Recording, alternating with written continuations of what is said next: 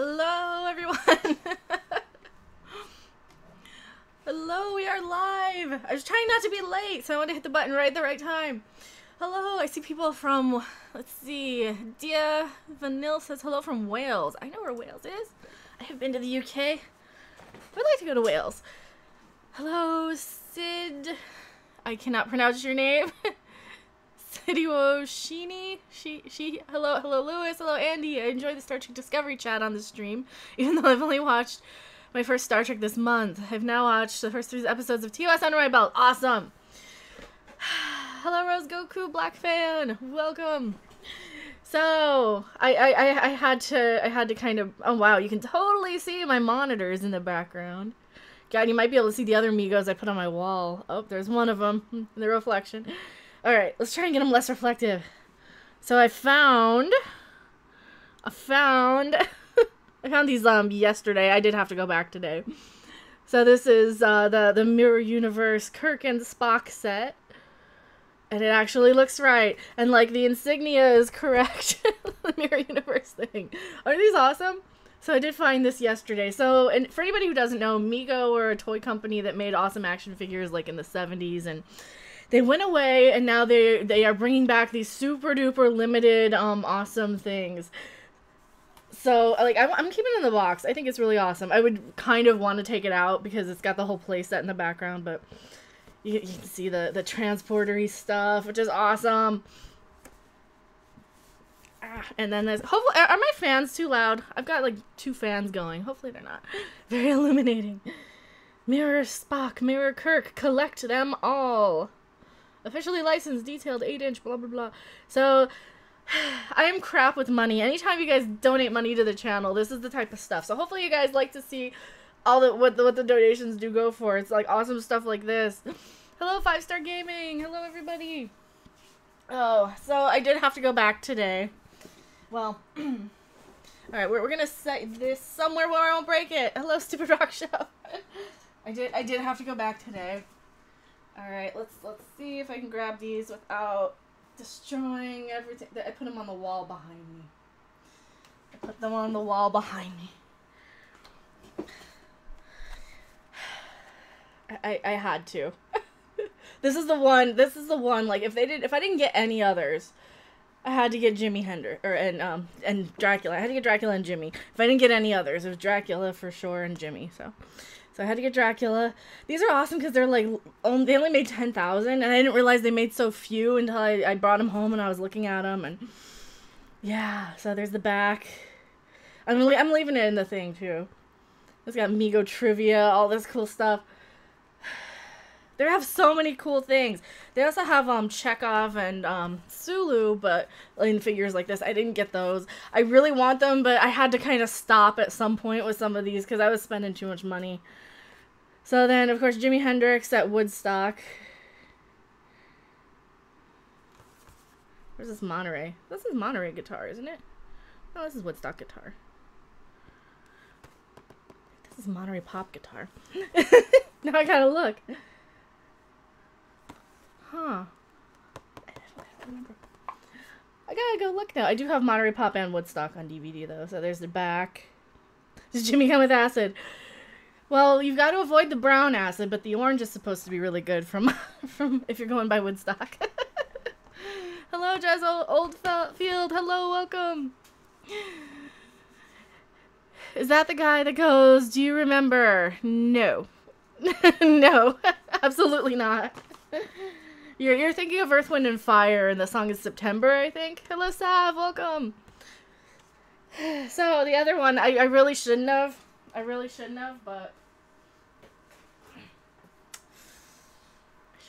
But I had to go back today for the Gene. I can't afford this one, but man, I really couldn't say no, because the Megos are on an end cap in Target, right? So it's basically in the toy aisle, they're like on the end display, and they were already, half of them were gone today when I went back.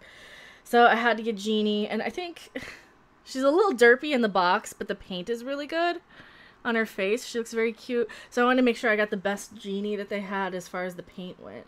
So she had the best face. Some of the others were kind of derpy. So I had to go with Jeannie. Major Nelson looks kind of weird. He looks a little bit more like, like Bill Daly, in my opinion, than Larry Hagman, but, yeah. Hey, Ren, well, it's good to treat yourself from time to time. Excuse me while I kiss this guy, yeah. Excuse me while I kiss this guy, for Blaze. My family was always for Bewitched. We never watched I Dream of Jeannie. I liked them both. I watched more Bewitched when I was younger, but yeah, I liked them both for sure. So now I've got to find a good place for them, like maybe back there in some of the dead space on my background. I might, but I don't want to put anything against like the outside wall, because at least if I stick them on my inside wall, things are okay. I might stick them back there by my Mego. I just sent our overlord one of those. Yes, you did, because I was like, man, we gotta find one for Doomcock, because Doomcock wants Dracula. They didn't have him, because I know he was mentioning on his stream, Doomcock sent, or was looking for Megos, too. So he found, like, all of the big sets. They had the Genie and they had the Star Trek ones, and he didn't buy them, and he really wanted the Dracula, and that was the one I, like, if I got none of the others, I wanted Dracula, because I had a Dracula action figure, like from 98 or something, whenever they came out with the reissues, and I really missed my Dracula stuff. I really do. But you can't like move across the country and keep everything, and half the stuff I had just like got lost or whatever. I am a little sad that my mirror set here is a little, I got dinged on the top. I'm so sad. It's a little bit bent. I don't know why it got bent. I didn't do anything to it. I'll blame the store. We'll blame the store. Barbara Eden. He likes Barbara Eden. How am I? I'm good. But yeah, so the Dracula was the one I was like, I have to get. So we've been shopping. We have all been shopping. So that's where all of your awesome super chats have been going for stuff like this, because I don't have disposable money. So thank you guys so much. I wanted to like at least kind of do a thank you stream for all the awesome people who have donated money, and that like this is the stuff that and hopefully you guys can like see it on camera and be like, I bought that. That's awesome. So I love you guys so much for that. Thank you so much. I'm really appreciative. So I wanted to just kind of show off. But yeah, I'm super happy. I've been looking for I've had people like across the country. I've had people like, well, like Doomcock. I'm like, if you find a Dracula before I do. So we kind of had a pact. And like even Gary from Nerdrotic has mentioned the Dracula Migos, and I'm like, you know, I think I got one. I think I can get it. But why do I keep thinking about the songs from Rio? All the Birds of a Feather is stuck in my head. I don't know, what's Rio? Is that a movie? Rio. Brazil? Like I never saw Brazil either, so I don't know. But yeah, thank you guys so much. You guys are so awesome. I just wanted to make sure I thanked everybody who had been donating, and I could probably pull it up. Hopefully you guys are okay with like where all your super chats go. It goes for awesome cool stuff that I just would never be able to get otherwise. Oh, this is so amazing too. Oh, they got trivia on the back. I didn't even look at the back. I just kind of stuck it on my wall. But yeah, the Dracula I'm like super happy with, and the Genie and all of them. So thank you guys so much. How's everyone doing today? Hopefully my fans going aren't like too annoying. It's a million degrees, so I've got my dehumidifier going and my fan. So hopefully, is that too much background noise for you guys? I hope it's not. I also have to come over here a little bit. All right. Hopefully positioning the microphone doesn't. All right. I'm picking up a little bit here, so. Let me move that. It's like a three or 4-year-old kids movie about a bird going extinct, and the owner has to move to Rio so the bird can mate. And all that is really good in my opinion. Oh, I've never heard of it. If it's a movie from like 3 or 4 years ago, it's a 3 or 4 year ago movie that I probably wouldn't have heard of and be a kids movie. Yeah, I don't think I've seen any kids movies in a very, very, very long time that I can remember. I'm your fan. Well, thank you guys so much. What kind of mic do I have? I have a Blue Yeti. So hopefully, my mom got me that like 2 years ago when I really, really started getting into. I keep touching it, and it's probably really bad. You got the Mego. I voted for saving your money. I know everybody voted for saving the money. I know they did. I know everybody voted. Like I'm just now seeing the result. So I put a poll out on Twitter. If you guys didn't see, I put a poll out, and I said, do I go back for the Genie Mego? Do I save my money or do I get King Ghidorah? So I went back for the Genie Mego. It was a little cheaper. But you never know. I might figure out if I can find it like a way to get the King Ghidorah plushie. This is what happens. I go nuts with like stuff. I want everything in a set. So I'm really sad that the Megos don't fit on the shelf behind me. They're just a little too tall, so I can't stick them there. But I could stick them on the wall right here where there's like dead space. I don't know. What do you think? 5-Star Gaming says, oh, I have a blue snowball and I hardly stream anything, so I went small. Got it a pop filter studio headset all for $50. That's a perfectly good. I mean, 'cause the snowballs are like 50 by themselves, and I know Seraph uses a snowball back when he did anime reactions, and his mic sounds fine. And even when I had him join on like Terraria Let's Plays for a while, it sounded just fine. Are you went to Minister of Collections for nothing? I know, I have collections of crap. I have so much stuff, like, and I think that's part of the pressure too, because like once you sign up for an administration like that, that becomes one of the things you end up doing all the time is collecting shit. Mego money, Random is rich. Random used to be rich, and then she bought like $90 worth of Megos, and then now she's broke again. But you guys bought them for me, so we'll just look at that. You guys bought them for me. You guys are amazing. Should I get a PS4 and Xbox One? I would say a PS4. I would say a PS4 because they're gonna have exclusive content for Red Dead Redemption 2 on PS4. Also, Senran Kagura is available on PlayStation and not on Xbox. I mean, for pretty much anything you can get on an Xbox One, you can play on a PC. Do you watch Killjoys or Winona Earp? I do not. My favorite show at the moment is probably Snowfall on FX. What's my favorite show at the moment? The Orville is my favorite show that's currently airing, but that's probably the only show that I'm watching that's currently airing, I think. Mego, Blue Yeti, are you trying to sell us you're harboring the abominable snowman? Well, what's even worse is my Blue Yeti. I don't know if you guys... Is the giant black ones. I used to get so teased when I first initially wanted a Blue Yeti microphone, because one of my friends was like, yeah, you just want it because it looks like a dick, don't you? I'm like, no, I want it because it's a good microphone. Watching Red Dwarf, have you seen it? Red Dwarf is one of my favorites. I've got the 9 seasons on DVD. I love Red Dwarf so much. It's amazing. Should I sell my Xbox 360 or Wii U? Sorry for the questions. No one will ever give me a straight answer. Well, it depends. I mean, your Wii U is going to be compatible with Wii games, so I would keep that. I would sell the 360 because pretty much everything that's available on 360 is going to be playable on PlayStation 3, and then everything else is going to be like re-released for Xbox One, so... Do you have a giant porg? I wish. I do not have $300 for a giant porg. I saw how much those were going for on eBay. I absolutely love those. Brad Nobles has ditched the 360. Yeah. God, so I before I headed out to like the post office and McDonald's and stuff today and Target, I caught a little bit of Odin Movie Blog's stream. He was streaming this afternoon, so is Saturday afternoon like a good time to stream? I have no idea. Usually when I used to stream on Saturdays, it would be like evenings. So, that is because I would be very bored and, you know, not wanting to do Dungeons and Dragons-y stuff, but... My neighbor Porgoro. They kind of do look like the anime big monster thing. Saw the giant porg on Twitter. I need it! And yeah, I was thinking about the 360. I love Smash Brothers on Wii U and barely use the Xbox. See, and that's the thing. Well, Smash on Wii U... You can remember, the Wii U is backwards compatible to the Wii, so...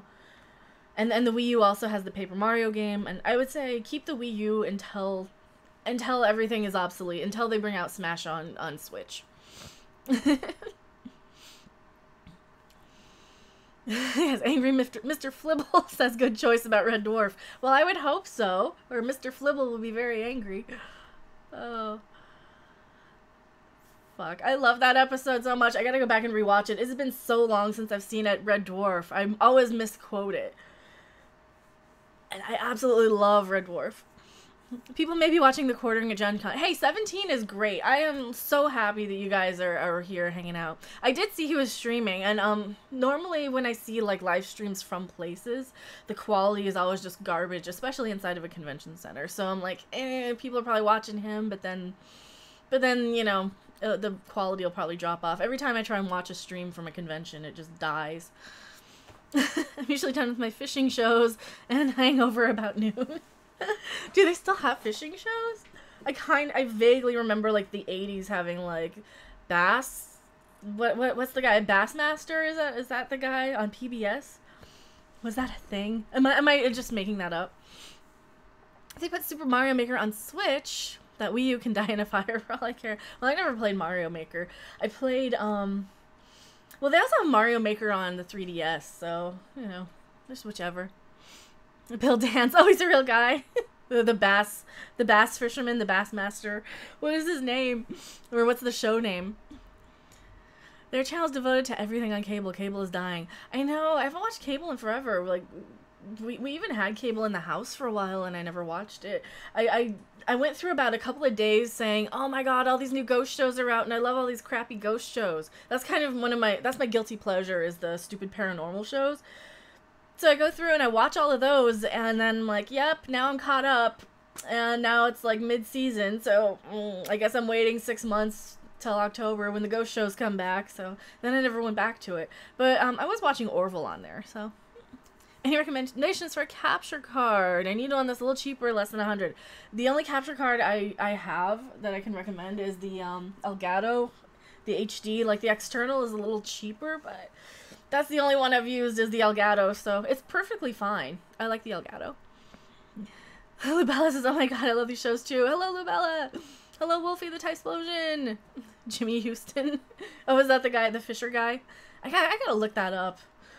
Didn't it used to be, didn't somebody have a stand-up thing about the bass fisher guy, or the bass fisherman guy?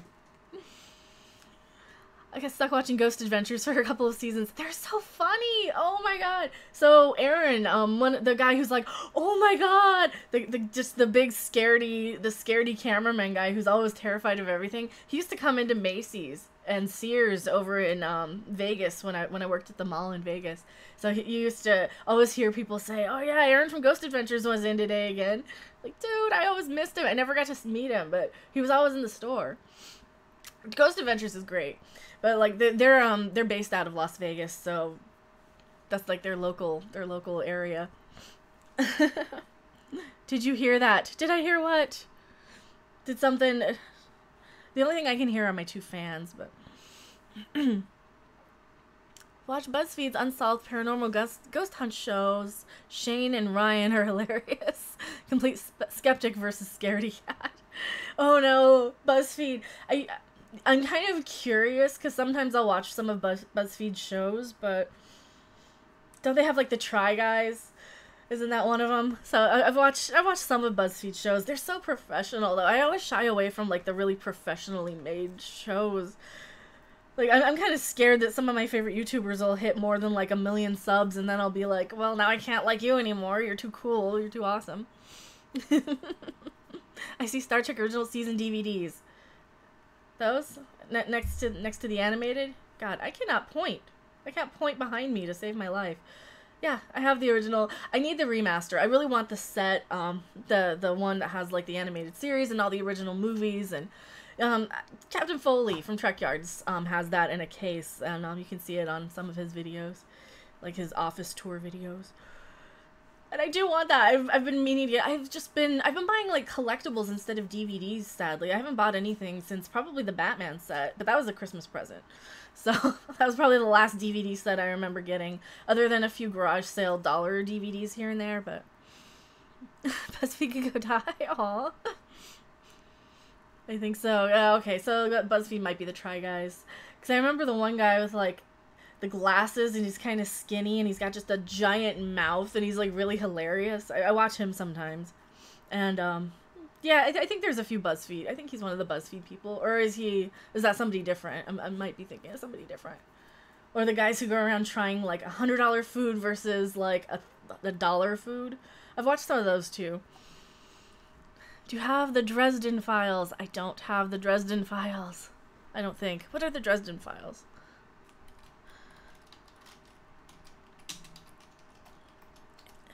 I don't think I do. No, I don't. That's a card game. Contemporary fantasy mystery novel and a card game? I don't. I have never read those, actually. That looks like a book. I have not. I have the 3, Jess says. Only 1 season on Sci-Fi. I haven't watched Sci-Fi since, probably since, I want to say since Eureka went off the air. Might have been the last time. It's been at least 4 years, and even then, like, even when I had Sci-Fi, I would kind of catch Haven in passing. Back when I lived in Vegas, my roommate watched Haven, so I would watch that sometimes, and yeah. I stopped watching Sci-Fi a long time ago. The 70s Batman cool. Well, the 60s, like, I'm such a 60s nerd. Like, if I could justify owning every season of Dragnet, I would. As it is, I only have 1 season of Dragnet, and I only have, like, F-Troop. I think you can kind of see F-Troop down there. You can kind of see Get Smart. You can probably see Hogan's Heroes. You can probably see Gomer Pyle. I probably collected most military shows from the 60s. I am missing McHale's Navy and the Phil Silvers show. Would be the couple of, like, military, like Sergeant Bilko. But that was more 50s, wasn't it, than 60s? Man.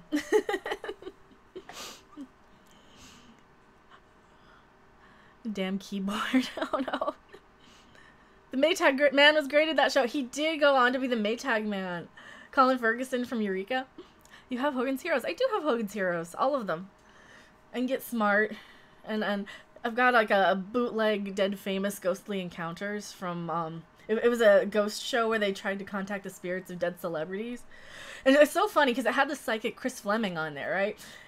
TV psychic, so we'll take it with a grain of salt. So I'm following on Twitter, like, I decided just on a whim one night to follow a couple of guys from Ghost Adventures, and then I saw Chris Fleming followed me. I'm like, well, maybe he is psychic, you know, or he just notices who people follow and search their Twitter feeds, but...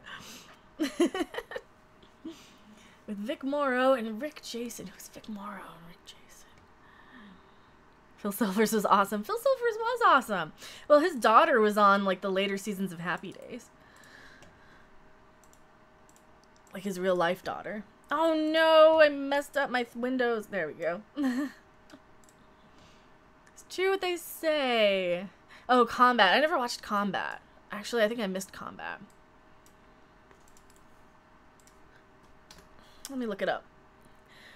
Combat from the 60s drama. Yeah, I missed Combat. Huh.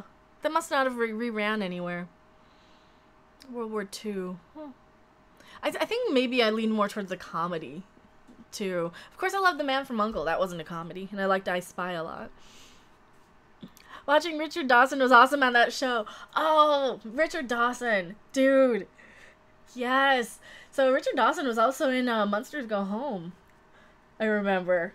Back when he was still British. And then he came over to America and he lost his British accent when he was working in America so much doing game shows and everything. And he was one of my favorites on Match Game when he was on the panel. And of course he was my favorite Family Feud host. Hands down. Hands down, Richard Dawson. So... but he kind of lost his British accent quite a bit, and he started sounding Southern the more he was here. So that was kind of interesting for me. Still watch old episodes of American Gladiators. I love, you know, I'm not gonna judge. I love Ninja Warrior, but I love the Japanese Ninja Warrior that they used to air on G4.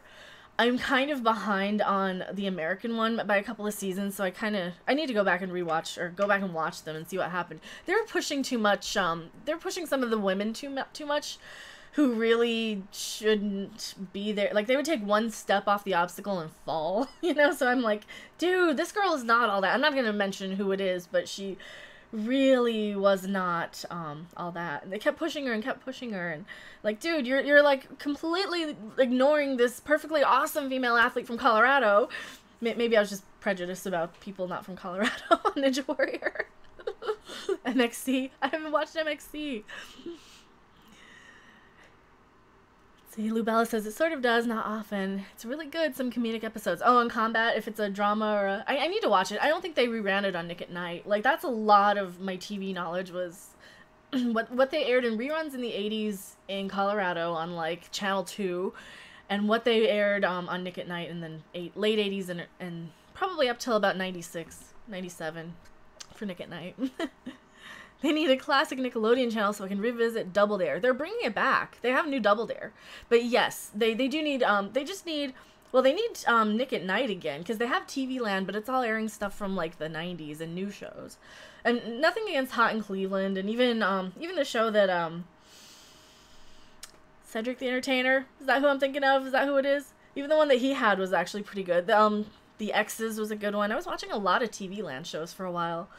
And they, yeah. So all of the TV stars from the 90s and 2000s and 80s would end up on TV Land shows. But yeah, classic Double Dare would be great. I would love to watch, like, or You Can't Do That on Television. Give me a box set of You Can't Do That on Television, finally. Like, complete. I'm tired of just the handful of episodes that I've managed to find over the years, but... And there's a few on YouTube as well. Did my thing freeze? It looks like I'm dropping frames. Oh, no, it didn't. Pete and Pete. I went and rewatched Pete and Pete not too long ago. It kind of holds up. It was surprisingly good. I did watch a little bit of Pete and Pete in, like, the mid-90s.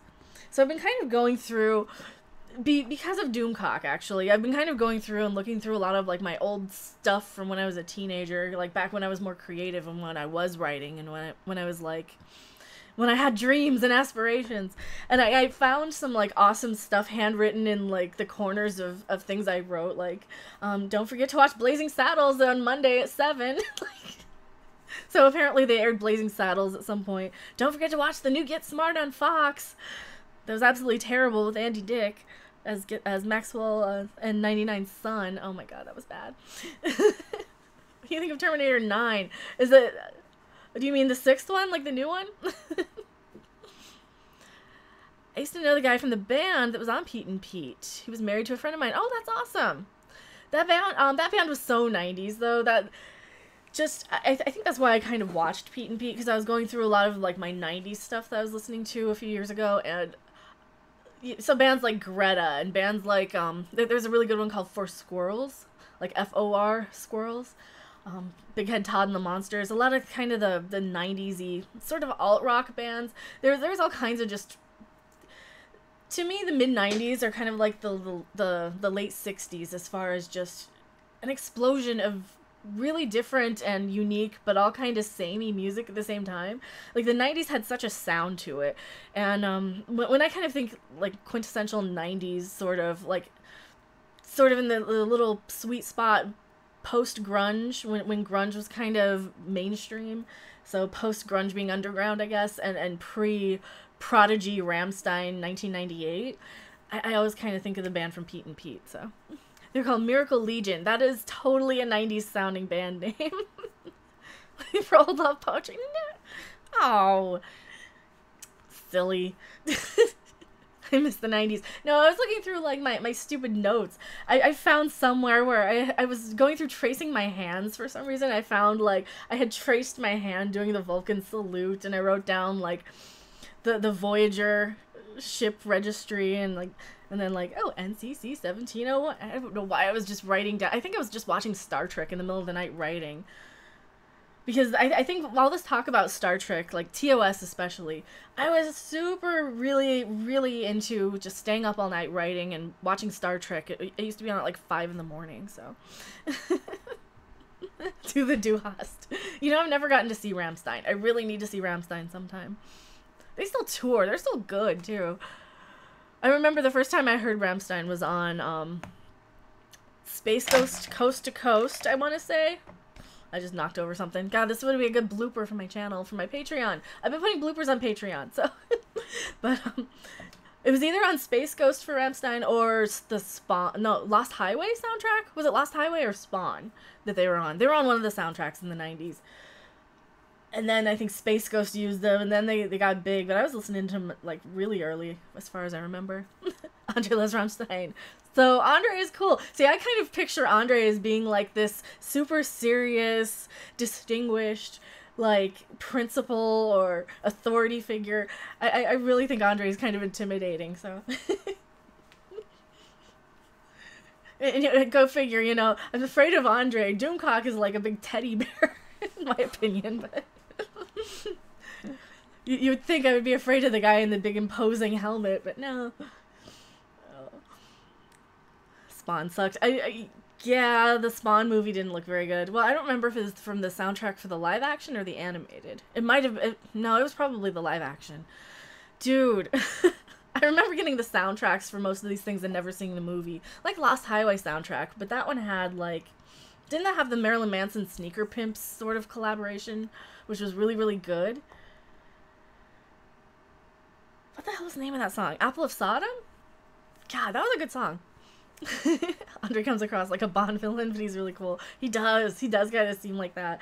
Well, I think it might be the accent too, because I always kind of associate him with Chris Heyerdahl's character on Hell on Wheels, the Swede, but he was Norwegian. So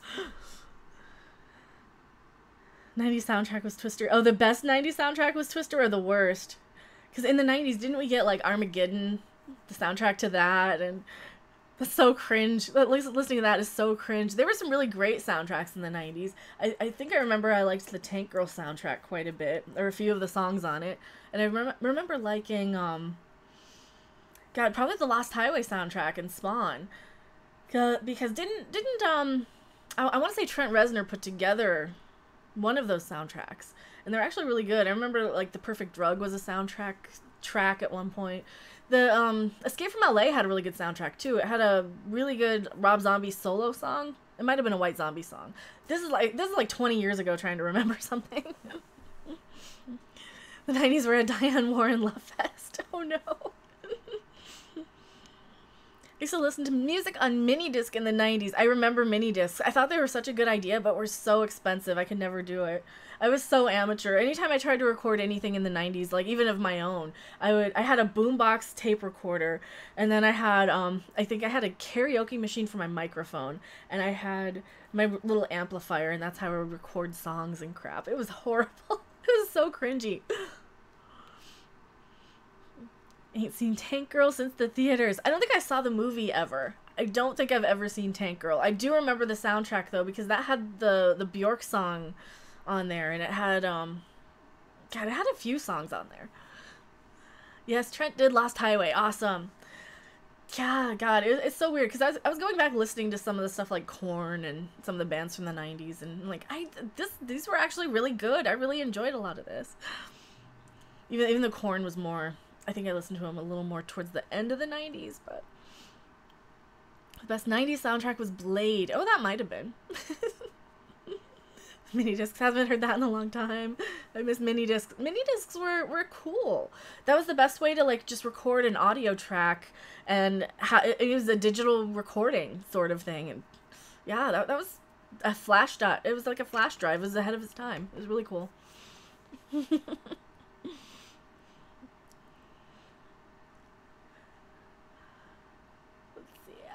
I'm like reading back on the chat here. I gotta read back. Still waiting on my Buckaroo Banzai sequel. Oh, I hope they don't do that. Not that anyone cares. My two favorite soundtracks were The Thing That You Do and Austin Powers' International Man of Mystery from the 90s. Dude, the Austin Powers soundtrack had, that BBC song was really good. The first Austin Powers soundtrack had, well, it had the George Clinton, or Quincy Jones. It was Quincy Jones. It wasn't George Clinton. It had the Quincy Jones opening, like the whole swinging 60s. No, the Austin Powers soundtracks were actually pretty good, as far as I remember. Even the Wayne's World soundtracks were good. God, the first one was actually pretty good. Now I need to drink stuff because I have the fan blowing on me. But I only have Diet Coke. Oh god, that's terrible. Susanna Hoffs and Matthew Sweet were in Ming Tea. I think I've heard that. I think I've actually seen Matthew Sweet. And I just, it was like at a festival. I think I've seen him, but I do remember a few of his songs. I think I had one of his albums at one point. A lot of the times in the 90s, I would get them in like the bargain bin at the used store. Finest Records. So I've got to put a plug out for Finest Records in Fort Collins. They had one. I don't know if they're still around. I haven't been I didn't see it when I went back, but they might have one over in Greeley. So Fort Collins, Colorado, Finest Records in the mid-90s, they would have half-price used CDs, and the bargain bin was anything $10 and under used. So you could get stuff for like 50 cents or $5, you know? So I would go out of there with like a stack of CDs. So, you know, of course I would get like everything. Matthew Sweet, Belly, who was the one? Letters to Cleo. Just everything that everybody had like one song off of that one person might remember at some point in this obscure. Jess says, I used to record concerts with a mini disc. That's a good way to do it. I used to just have a big bulky tape recorder. I think I still have some Ween recordings from back in the 90s because they used to just let you record their shows. But now they're just everywhere on YouTube, so I don't even need them. But still got my only mini discs and my player, Sav says. Awesome. Matthew Sweet was really awesome. He put a lot of weight on, though. I was really worried about him. Wow. Well, that's like seeing Frank Black too. Like I saw Frank Black in the 90s and he was never thin, so. But yeah. That sucks. Teenage Fan Club. I've heard of Teenage Fan Club. I don't think I actually listened to them though. There's a lot of them that I had heard maybe one or two songs of here and there. My favorites were always like the Dead Milkmen, Ween, the Cramps. I listened to a lot of in the 90s. Just a lot of, if they were funny, I would listen to a lot of them. Or I'd get really into an album of somebody. Like Frank Black's Cult of Ray album, I absolutely loved. And then, yeah, the couple before were alright, and the Pixie stuff was alright here and there, but the freeze feed froze. Oh no. Oh no. Why did it freeze? Why did we freeze? I'm not dropping any frames on my end, so let me know. Can you guys see me? Did it get better? Did it get better? I don't want to keep talking. You're good. Okay, we're good. It might be Rob's internet. Froze for a few seconds, got better now. I'm sorry. I'm so sorry. Yeah, so according to my my broadcast, I'm not dropping any frames, so it's something on YouTube's encoding, I think. I see that all the time on a lot of these kind of vlog sort of channels or entertainment or review sort of channels, and I don't think YouTube is kind of set up for that yet. A lot of the live streaming stuff got tested with gaming, so I don't think they know how to handle kind of so many people streaming from their phones, because that used to not be such a big thing. I don't know. Hello, Derek McManus. Hi there. I was watching Jeremy's live chat at Gen Con. Somebody had assaulted him. I saw a little bit of that. I did see a little. I saw he was streaming. I kind of figured that it would be super choppy because it's from Gen Con. But yeah, I saw that he had been assaulted by just some jerk who disagreed with what he said. That's why I try to stay really, really anonymous online, so I don't give out like my exact location. I don't give out my name, and I don't give out, you know, a lot of personal information. But like I feel really bad. That's kind of the first thing I always think of when I hear about people, or like Mundane Matt or somebody who got swatted, you know.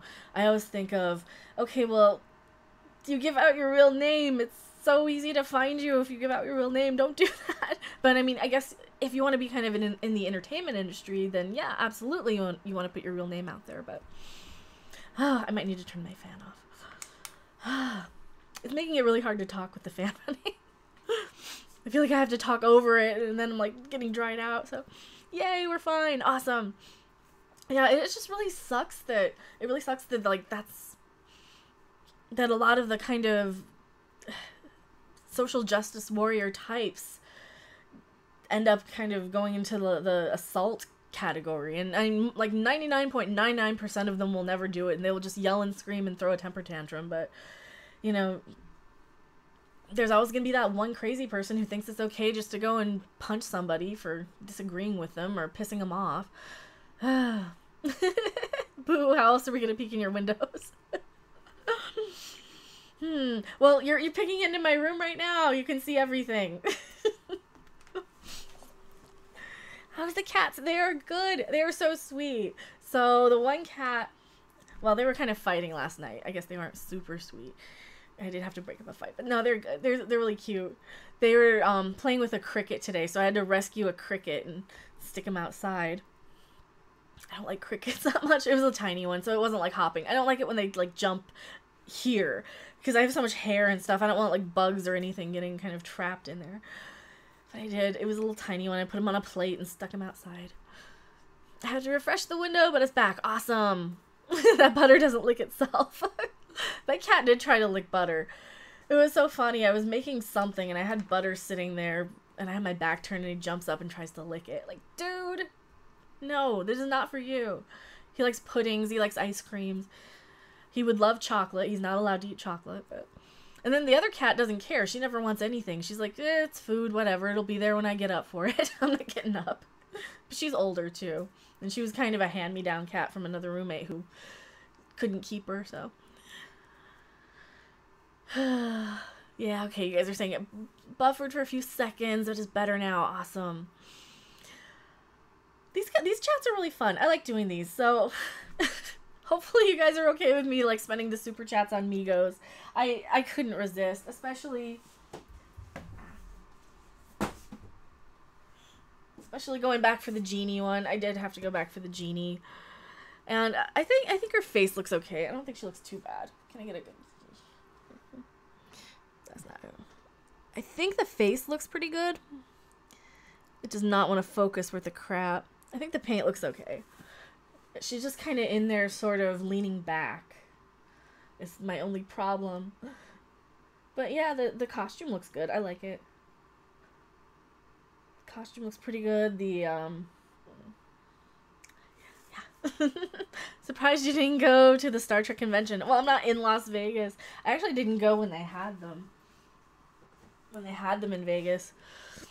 I really wish I would have. I've been to the Star Trek experience so many times though. I think I have a stack of ticket stubs about this thick just from the Star Trek experience. It's really sad. I used to go and you could go in and ride it like 10 times in a day if you could. Well, they would let you kind of keep getting back on, but every time you got off of the ride, they would kind of stop you before you could get back on again and try and sell you a stupid credit card. And that got really annoying. And then they would even, like, go, halt, you can't move. My dog ate 2 sticks of butter before I caught him. Oh, don't let him eat butter. I mean, it'll probably just make him poop, though. It's got so much fat in it and so much grease.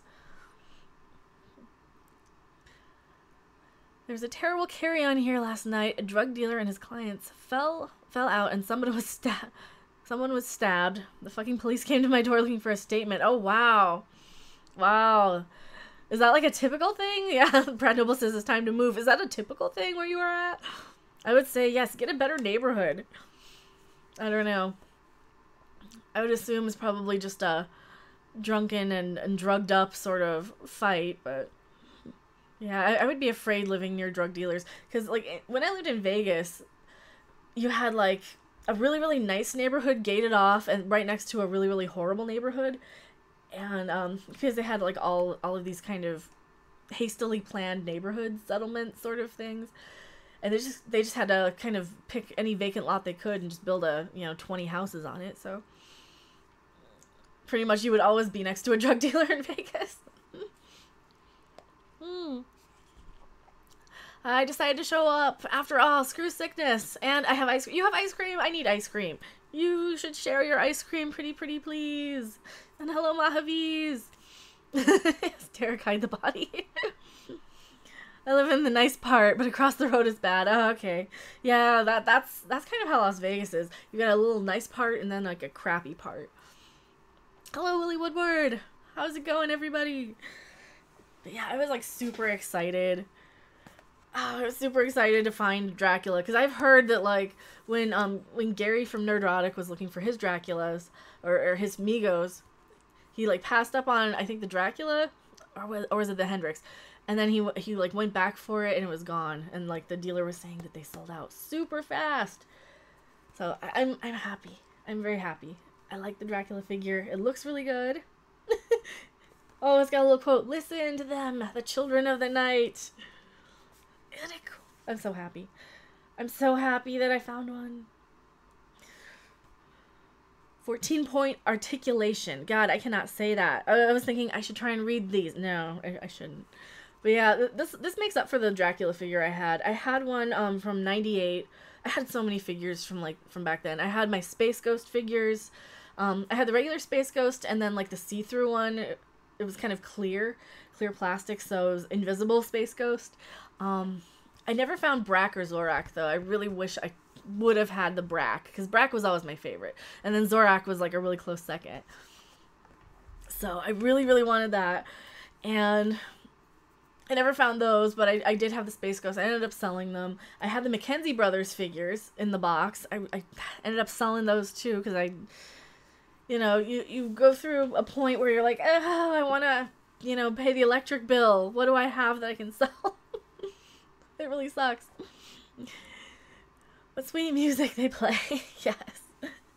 Well, I love on the Rocky Erickson song, he misquotes the line. He says, "What music we make." I love the misquote. So it's a Rocky Erickson song that was in the Return of the Living Dead soundtrack. Sometimes I mumble when I get really excited and I talk really fast. I'm sorry. Wait, where the fuck is that at? They have Wolfman or Frankenstein. They don't. Okay, so the Megos came back. They are Target exclusives. They never paid me 1 cent to say that. I'm endorsing them because I love them. So they have Dracula. They have like Norm from Cheers. They have Peg Bundy. They have Alice from the Brady Bunch. They have Charm figures, Action Jackson, and they have a few Star Trek, and Genie, and a few others. And they also have Dracula, who's one of my favorites. So I got Dracula. They also had Jimi Hendrix. So that was another one I just had to have, Jimi Hendrix. Because, I might, growing up as a guitar player in the 80s and 90s, I might have had Hendrix as a bit of an influence here and there. So, of course, I had to get Hendrix. Do you share Doomcock's fear that Seth MacFarlane might take the Orville too serious in that second season? I don't think it's a fear. I think I would like it to be a little more serious. Maybe not dark and edgy, but some of the comedy can definitely be dialed back, and I wouldn't mind or notice. But I think it's okay. And hello, Mike Kirkpatrick. Welcome.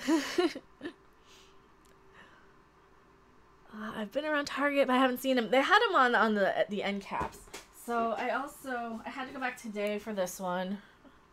I had to go back for the Genie because, it's like Dream of Genie. It's also kind of a thing. And then I grabbed these because Star Trek. Star Trek. It's real Star Trek. It's real actual Star Trek. Not Game of Thrones in space. Like, it's real Star Trek. The mirror insignia is correct. It's not backwards because it's not a fucking mirrored universe. Star Trek Discovery is not the mirrored universe. Yeah, I'm serious. On Star Trek Discovery, they think the mirror universe is the mirrored universe. They don't even get it right. There's only one place you can put that Hendrix. You'd have to stand him next to a mountain. My wife asked me, why are we buying Barbies? Divorce is an option. Yeah. You're not buying, it's an action figure. It says right on the box, action figure, right? Or does it? Yeah. Limited edition action figure. It's not a Barbie.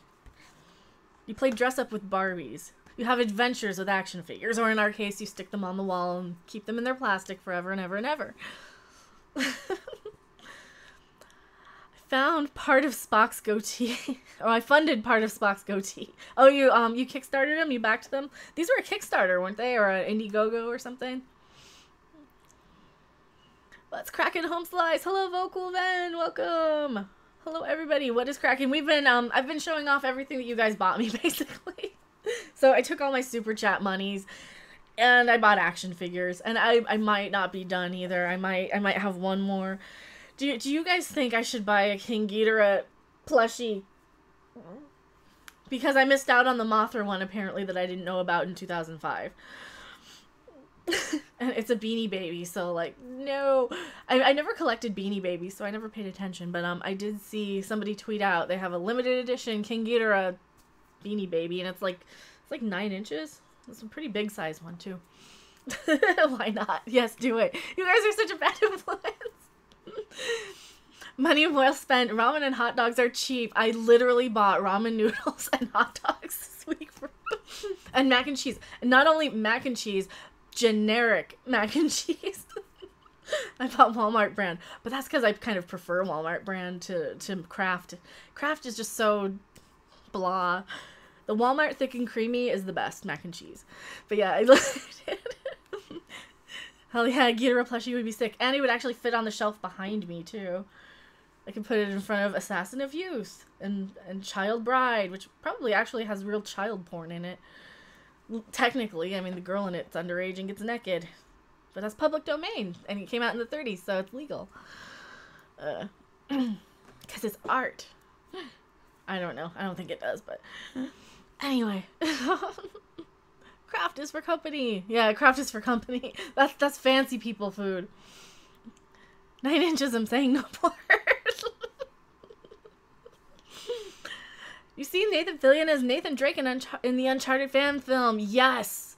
Oh my god. If you guys haven't seen the Uncharted fan film that stars Nathan Fillion as Nathan Drake, the part that the game that was probably based on him. So that's like him. You should totally check it out. I have one issue with it. My only issue is the female playing the kind of sidekick should be played by the voice actress who voiced her in the game. Her name is Emily Rose. She was the actress in the TV series Haven. I was just talking about Haven earlier. So yeah, Emily Rose playing what's his female companion character. So in the live action, she needs to play the blonde because that's the person she voice acts. And then we need to bring in Claudia Black as the brunette because Claudia Black still looks good and does the voice acting for the game. So that's what we need. We need to make this happen, and I really am excited, and it was amazing. I've seen some of the Uncharted games. I haven't seen all of them, but man, they are, yeah. That needs to happen. I was so excited. It was fun. It was funny. It was entertaining. It was modern day Indiana Jones, and it was one of those games that is made to be a movie franchise, and it would absolutely be an amazing. It would probably be the best game adaptation. So, that's my thoughts on the Nathan Drake thing. Nathan Fillion. How is Nathan not a big bad in Star Wars? He's American. Say, my friend asked me to pick up some Solo toys for him, and I was passing the shop and said no because it's crap. Well, you get the Megos. Get the Dracula Megos for friends. So. Claudia Black needs to be in everything. Yes! Derek McManus says I like brunettes. Kyler says oof. Hello, Kyler Dugan. And oof. Vocal Vent says, sound like an okay game. Never tried them. Too much Elder Scrolls and Star Trek to play. Yeah. The Uncharted games are kind of, they have some, like, jumping and platformy stuff. And then they have like, their shooting, third-person shooter sort of duck and cover sort of shooty styles. And they have, like, physics puzzles or, you know, move this block here sort of puzzles, so... And there's a lot of, like, heavy dialogue sort of cutscenes. So they're kind of a movie with a little bit of gameplay here and there, but they're actually pretty good. Oof, oof, and hi. Hello, oof, oof, and hi. But yeah, so I recommend totally Migos. A very nice Roblox. Oof, I don't know what that means. I don't know anything about Roblox. I didn't know if that's a thing. But, yeah. So I'm an idiot, and I had to go back for the genie, because, you know, I had to. So she has the little bottle in there, and I'm like, yes. Yes. I noticed that at first, like, okay, it comes with the genie bottle. Their posts so weird, though. They're, like, bending over backwards. And now I'm thinking I also probably have to, like, at some point get the Ghidorah. Is that Harvey in the background? That is not Harvey in the background. That is a pretty good replica. It's his stunt double. I've named him... Okay, so the big one is Charlie, and then I have the little one Stanley. That's definitely a stunt double. I dream of random Free them. Free the Cthulhu plushies. Yeah, they're too bad they're not real. They're just plushies. They're just dolls. You had me scared. You had me for a second. No, they're not. They're not Harvey.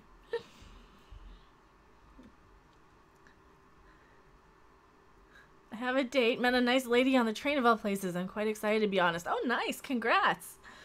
Good luck on your date. Just be nice and don't be, don't insult her. It's the best way, the best advice I can give. So many times, like, that's kind of like the new thing in dating, I guess. I don't know. It's like, I'm seeing a lot of the time guys are like, they go around and kind of give an insult to kind of knock the girl down a peg. I don't know. That's so weird. Be happy. What? Free the plushies. Sounds like a war cry for bra burning.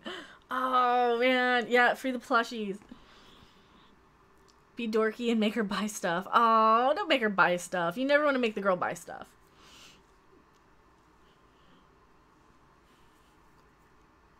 And the trick is... No, I don't want to say... I don't want to spoil the trick. So...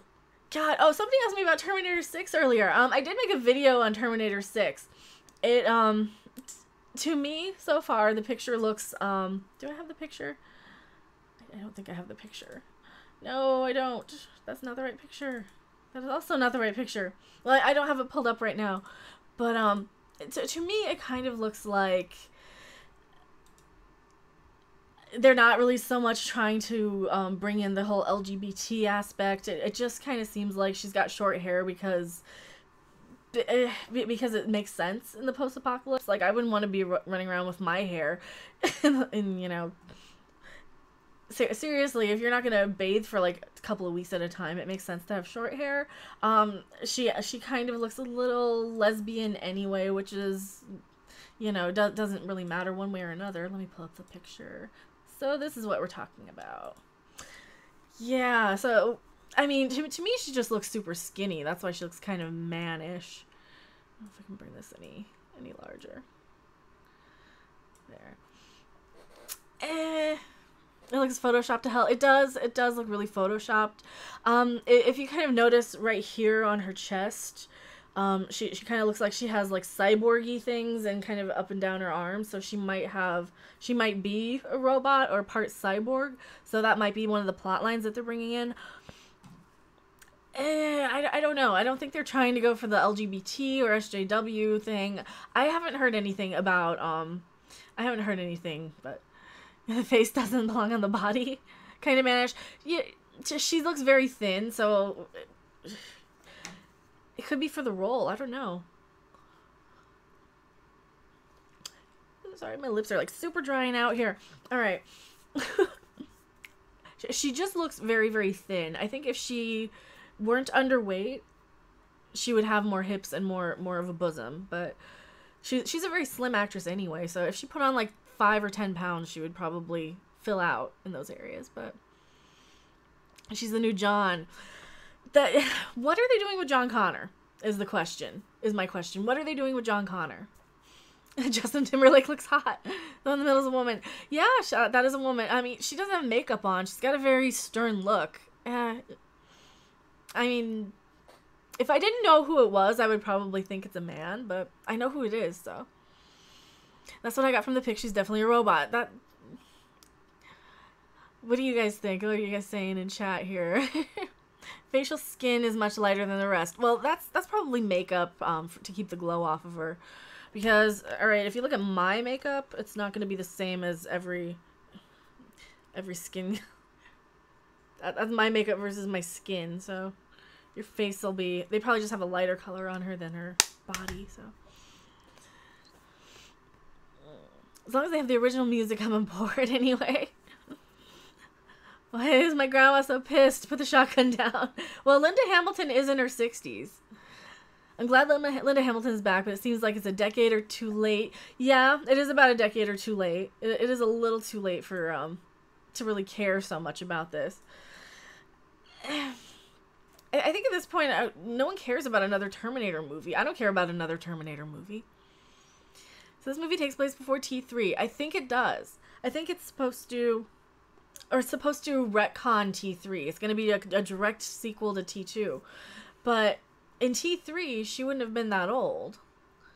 So, I don't know. Yeah, it ignores everything after T2. I have heard that. The chick on the left has a beard. Oh, that's mean. Zoom in. You want me to zoom in a little? Let's zoom in a little. There. To me, it just looks like... I don't know if I don't think she's photoshopped. I think they added some stuff in post. And I think they cleaned it up in post a little. So she's just super skinny to me. Hello, met a few words. Welcome. Hello, Kyler Dugan.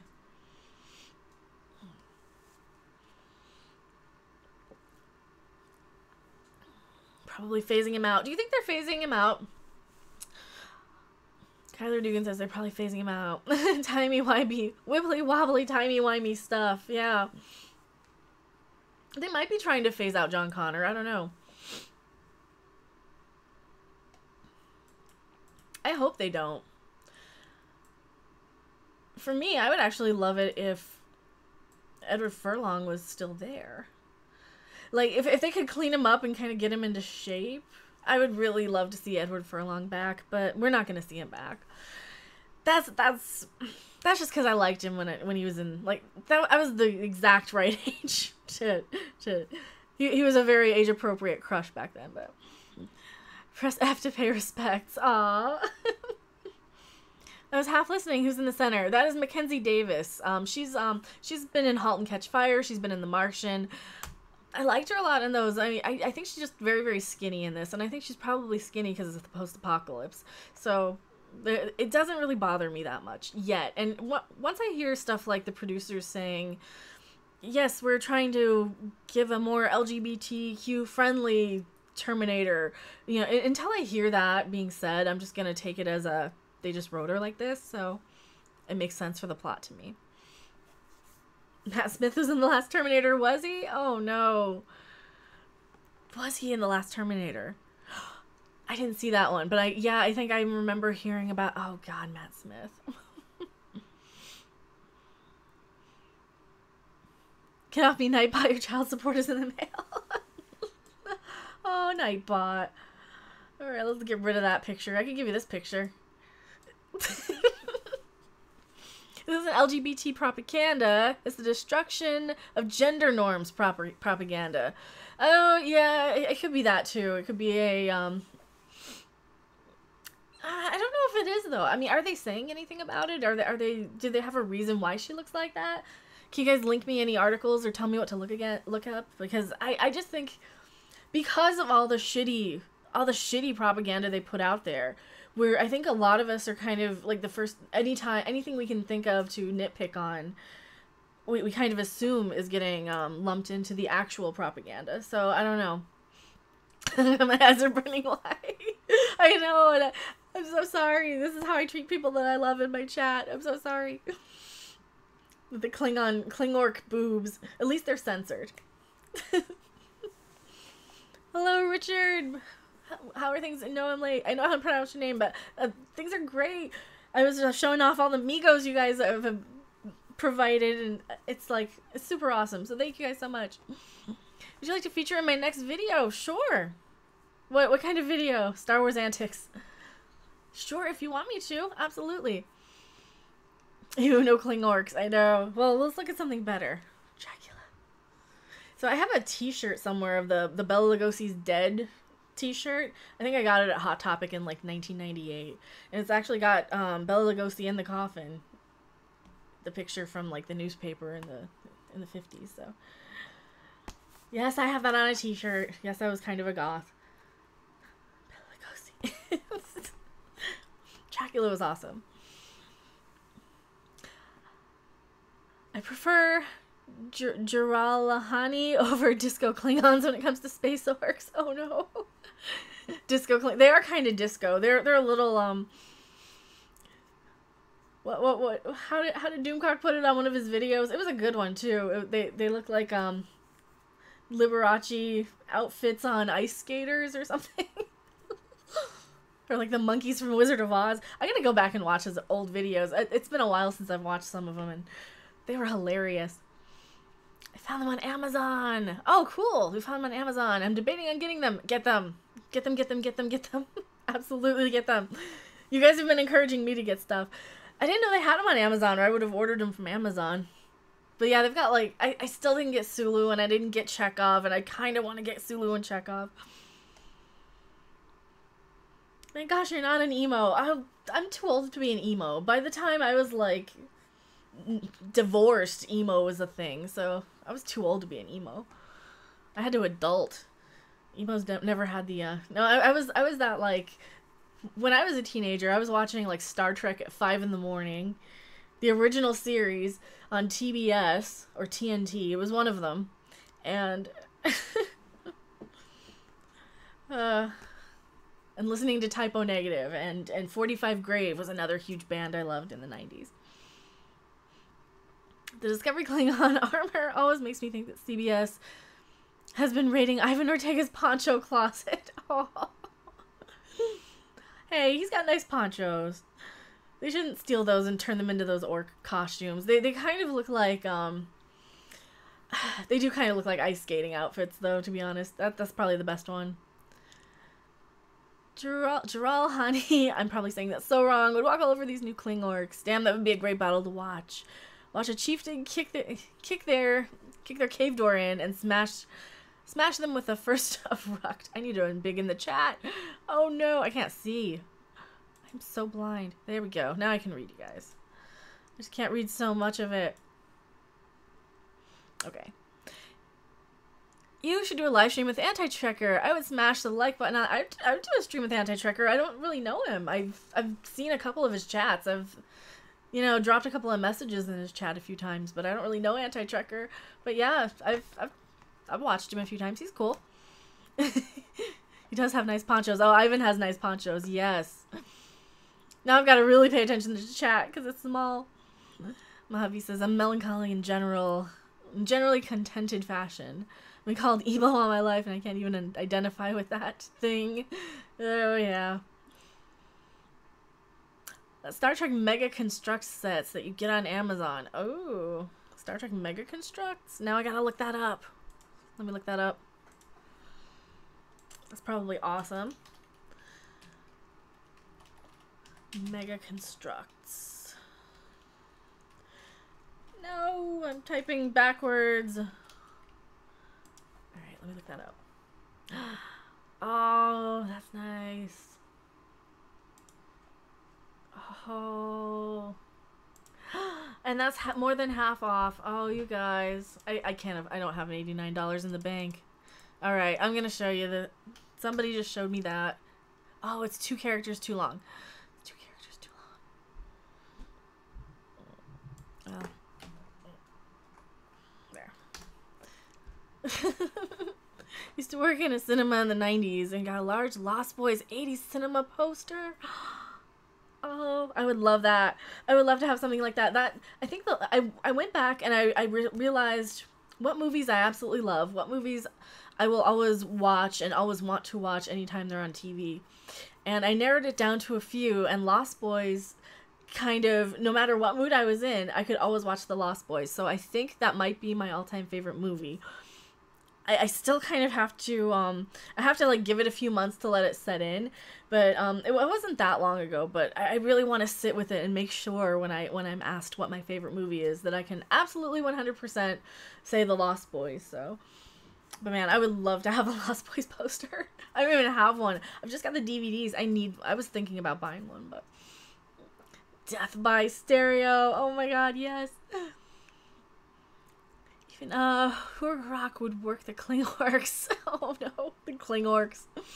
Yes, let's make fun of the Kling orcs all day. So if I missed some of your chat or some of your comments, it's because I made it a lot bigger, but I also have fewer messages on screen, so I might miss some, so I'm so sorry. Near Dark was the better movie. The Lost Boys had a better ad campaign. Oh, I'm gonna have to watch Near Dark.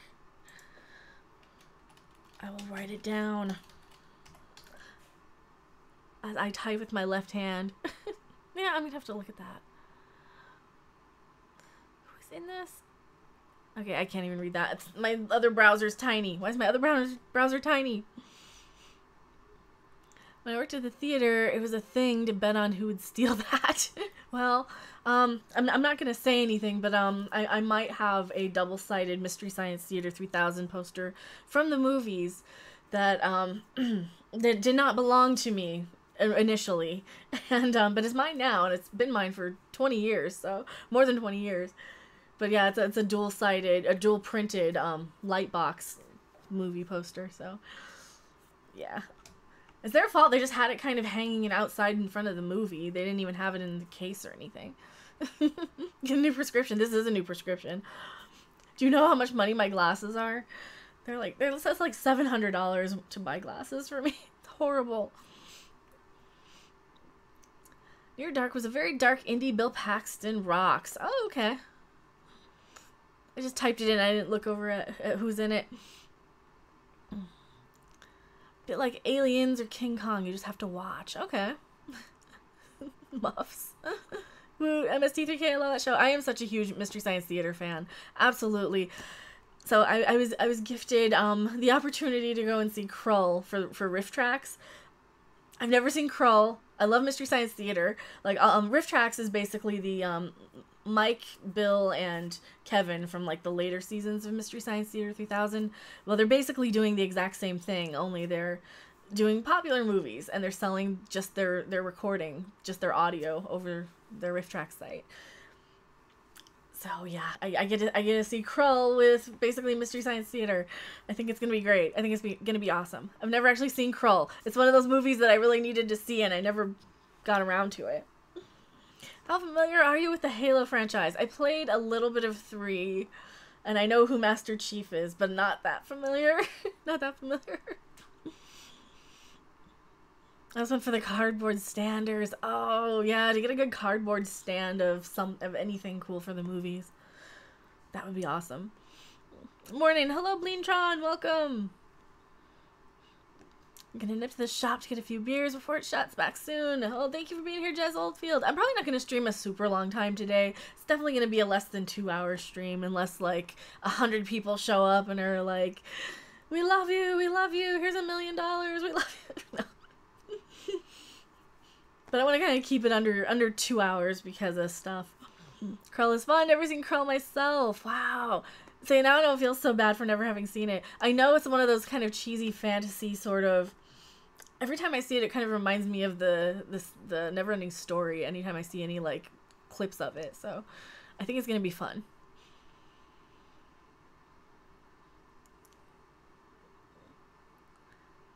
You're probably familiar with the Brutes, Jarrell, honey. I don't know what you guys are talking about with that. I don't even know if I'm saying that right. They serve as the heavy soldiers for the Covenant. I don't know what that is. I think I missed something. I know, you've not seen Krull at Blasphemy. Oh no.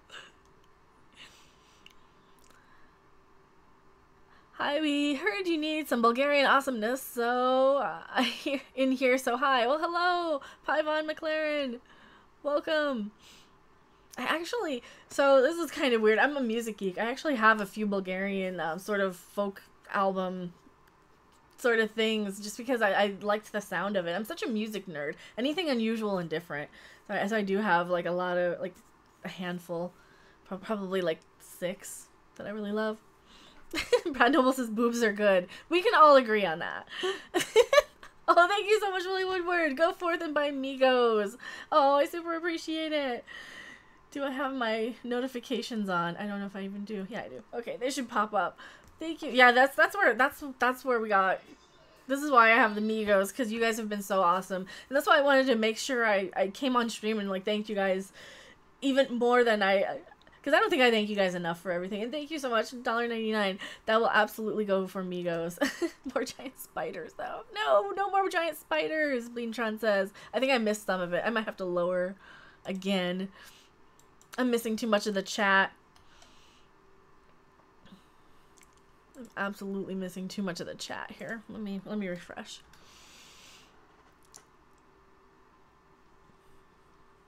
I know there was a Bulgarian song on the V'ger Gold disc. Oh, probably. Yeah, probably. Live chat. No, we want live chat. We don't want top chat. We want the whole chat and nothing but the chat. So help us. That's not funny. Why did I say that? I'm trying to like entertain you guys while I'm embiggening and then smallening the chat. Those aren't words, but that's what we're gonna go with while I'm trying to read at the same time. No. Oh yeah, no matter what I do. I'm doing it. I'm okay. This is as good as it's gonna get. We're not gonna mess with it anymore. But thank you so much. I really appreciate it. And yeah, I just see at the top now. Boobs are good. All right, that's as far back as we can scroll. I think that's probably a pretty good sort of place in the chat. Hopefully I can see it now. I just have to scooch up to the camera so you get like deep in my pores camera vision. I try not to get super close on the camera, but I've heard that like YouTubers are basically talking heads in closets, so I don't want to be like in your face this close all the time.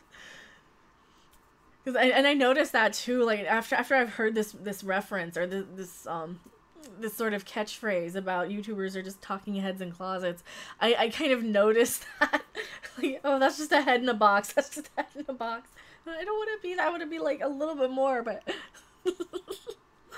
Sav says boobs are magic. Kyler Dugan says boobs are life.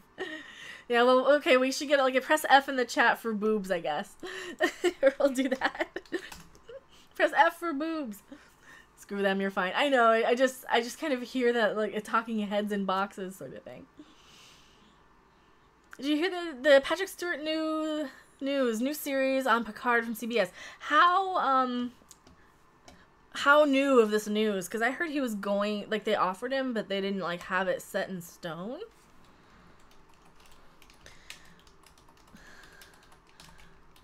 Let me see how new this was. 18 minutes ago. Oh.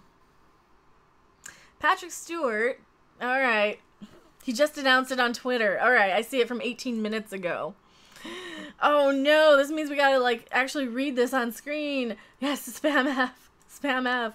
Well, we can kind of clip this. We can do what Mundane Matt does and like read the article live here while we while we you just always go. Oh no, I moved my window. You could always go to the other was instead and change your setup so you literally are a head in a cardboard box. I know. And we're pinking the window to support boobs. No clip on screen. What do you mean no clip on screen? It's not on screen yet. Here, let me there it is. So Patrick Stewart is going to revise. Oh no. I should probably record this and then you can clip it later. And let me get rid of my Mega Blocks tab. Do I have anything in the tab that they're gonna see that I don't want them to see if I do a video while we're doing this? Engage, I like boobs too.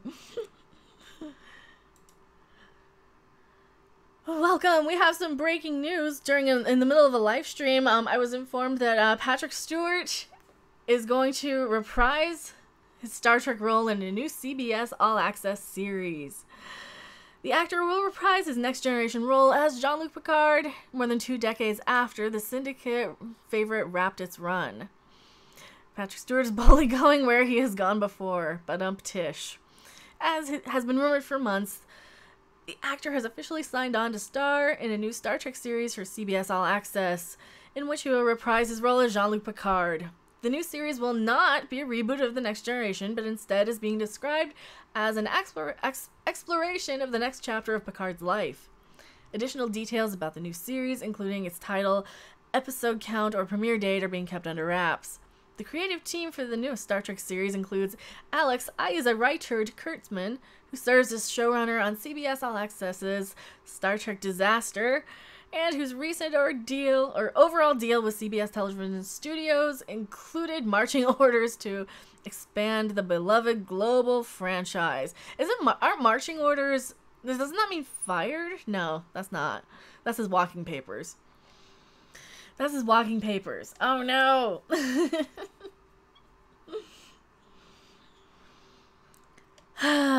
So there's more about Alex Kurtzman's stupid deal that we already know about, because, you know, he gets $25 fucking million for not knowing the yin to Kirk's yang is not the thing. So yeah, I need to totally apologize too. I misquoted him. He goes on and he says, with overwhelming joy, it's a privilege to welcome Sir Patrick Stewart back to the Star Trek fold. For over 20 years, fans have hoped for the return of Captain Jean-Luc Picard. And the day is finally here. We can't wait to forge new ground, surprise people, and honor generations, both new and old, said Kurtzman, who leads a creative team that also includes James Duff from Closer and Major Crimes, Akiva Goldsman, yuck, from Discovery. Akiva Goldsman's just as bad. Michael Chabon, the John Carter writer, who is also penning one of the recently announced Star Trek Discovery shorts, and Kristen Bayer from Discovery. Well, if you're a writer from Discovery, you're not a writer. Duh. Akiva Goldsman, if you're a writer from Discovery, you're not a writer. Stewart confirmed his return to the franchise Saturday at Star Trek Convention in Las Vegas, where he made a surprise appearance on stage. I will always be proud to have been part of Star Trek The Next Generation. But when we wrapped that final movie in the spring of 2002, I truly felt my time with Star Trek had run its natural course, said Stewart, who will also executive produce the new series. So he gets money for it. Okay, that makes sense. It is, therefore, an unexpected but delightful surprise to find myself excited and invigorated to be returning as Jean-Luc Picard to explore new dimensions within him. Seeking out new life for him when I thought that life was over. During these past years, it has been humbling to hear many stories about how the next generation brought people comfort, saw them through difficult periods in their lives, or how the example of Jean-Luc inspired so many to follow in his footsteps, pursuing science, exploration, and leadership. I feel I'm ready to return to him for the same reason, to research and experience what comforting and reforming light he may shine on these often very dark times. I look forward to working with our brilliant creative team as we endeavor to bring a fresh, unexpected, and pertinent story to life once more. Yeah, we won't read the rest of this, but man. So, how are they going to tie this in? And I'll link this article. We'll let you guys read this. How are they going to tie this in? How are they going to tie this aesthetic into Discovery now? Because now Discovery already deviates from the timeline in Next Generation. So you're going to have two series that they're probably going to want to cross over at some point. What do you guys think? Let me go back and read some of this in chat. The fucking John Carter writer. My hate level just rose, Brad Noble says in chat. Yeah. AK in charge. Doomcock's gonna go nuts. Yes. Calling it now. The show will be called Picard's Vineyard, and it'll be a winery cooking show. It could be. It could be something. I mean, we don't even know. We don't know anything other than, yes, he's definitely decided to come back. Oh, Lord. I'm not excited for this. I mean, the consensus in chat here during this is being recorded as part of a live stream. The consensus here in chat is we don't care. Is Picard going to be in Discovery? People are saying great in all caps and being angry about it. Brad Noble says, yeah, we know Discovery doesn't match up with Star Trek. So now you're going to bring in Picard and try and mishmash them together somehow, because you know they're going to try and do some sort of a crossover between them. Even though they take place in different timelines, that doesn't matter. They've got a fucking ship that can just time travel. They've got a fucking, welcome to Star Trek Doctor Who TARDIS machine 2000. We can just time jump anytime we need to. And they can jump around at any point in the universe. So they're saying it'll probably be a mini-series at best. Probably. I mean, I don't know. I can't be excited about this. I'm very disappointed. I don't want to see these writers bastardize Star Trek anymore. I really wish it would just kind of go away. So this is absolutely a biased editorial on this. I can't... I don't know. I can't... The spore drive, they're saying in chat. Brad Noble says, yeah, just let it die. I mean, you're gonna try and reimagine all of the next generation now. You know, because at least with Discovery, we can kind of still brush it under the rug as it's its own universe. But now you've got an actual actor coming into whatever mess they're going to be designing. And yeah, we don't know yet. They could make it really good. But not with fucking Akiva Goldsman and Alex Kurtzman on board. Those guys are absolute hacks. They don't know anything about anything. And yeah, I'm just some idiot on YouTube and I make a mistake on a video saying that the writer of an article said something when it was really goddamn fucking Alex Kurtzman who said it. But dear God, I can't wrap my head around how bad of a writer he is. Just and producer, and anything he touches turns to shit. I don't want to soil Captain Jean-Luc Picard as well, because that was more the Captain I grew up watching when I was young. You know, Next Generation was on when I was a kid. I was 8 years old when it came on TV. What do you guys think? Tell me in the comments section of this video. Come join us on the live streams. This is absolutely being clipped out of a live stream because the news just dropped in the middle of the stream. I'm going to upload this probably as soon as the stream's done. Thank you guys for watching the video. And, yeah, bye. Not you guys, but just, yeah, we're going to stick around for a little bit. Tell me what you guys think in the chat here. Like... Hacks. Put money on him showing up as Locutus. Oh God, is he gonna be... Yes, just make Picard a Q. And they'll probably do it. God, they'll probably do it too, just so they can travel throughout time. Oh, no. Oh, don't do that. Don't make Picard a Q. I'm already kind of suspicious about what they would do with like a Wesley Traveler sort of show. And I could kind of see them doing that, but now that I think about it, they could make Picard a Q. Also, oof about this.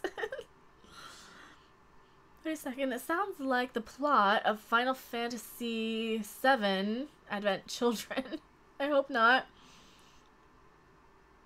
One thing I love in Discovery is the ship, but it was made by John Eves, and John makes the best ships. Yeah, and you know, the ships look fine. I mean, the Klingon ships kind of look like dead bird corpses that are glittery and duct taped together, but you know, most of the ships are fine. They just don't match TOS, and that's my biggest thing, is it doesn't match TOS. It doesn't match the Cage. It doesn't match Klingons of the era.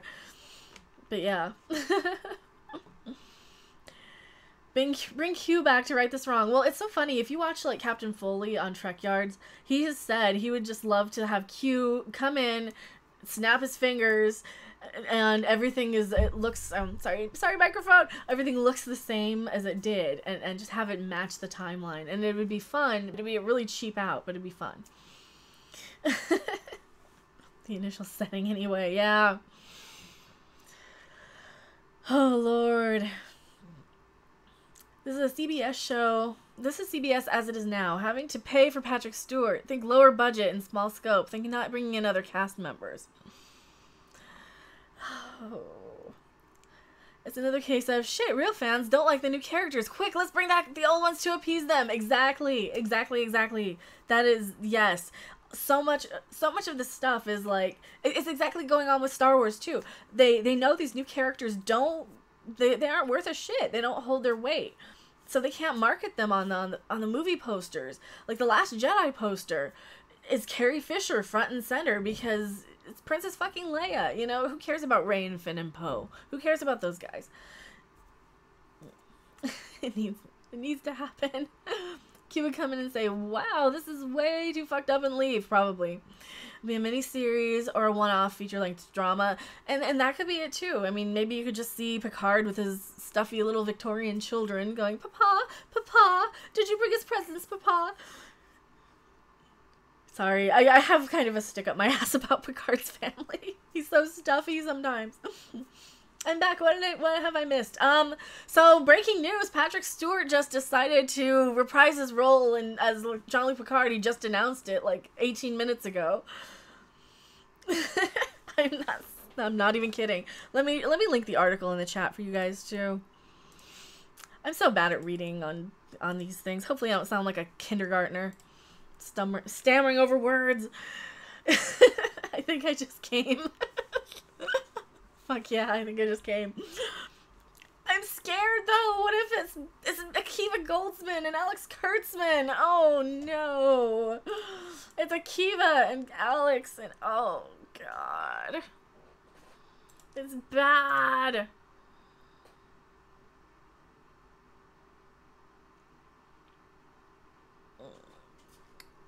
Oh Lord, and I gotta share this news real quick. I'm sorry. I gotta share some breaking news. Breaking news. Blah. Breaking. Ploop tweet. There we go. Alright. I had to share that. Damn it, I hate being the bearer of bad news. Hopefully certain people take it better coming from me. Oh. Hey, let's quit talking about Rampart and get back to boobs. The campaign for diversity in comics, Ironsight, rose over by 1/3 in the last day and a half because of boobs. Search it on Indiegogo. Hey, just like the album says, hooray for boobies, right? If you guys can tell me what hooray for boobies is, you get a surprise emoji from me in the chat. What band made the album Hooray for Boobies? Yes, Hunky Funky Chunky Monkey got it. Bloodhound Gang. You get a surprise emoji of I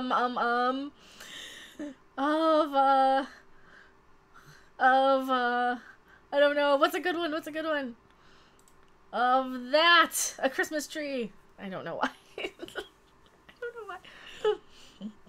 Boob tits. Yes, boobs and tits and things.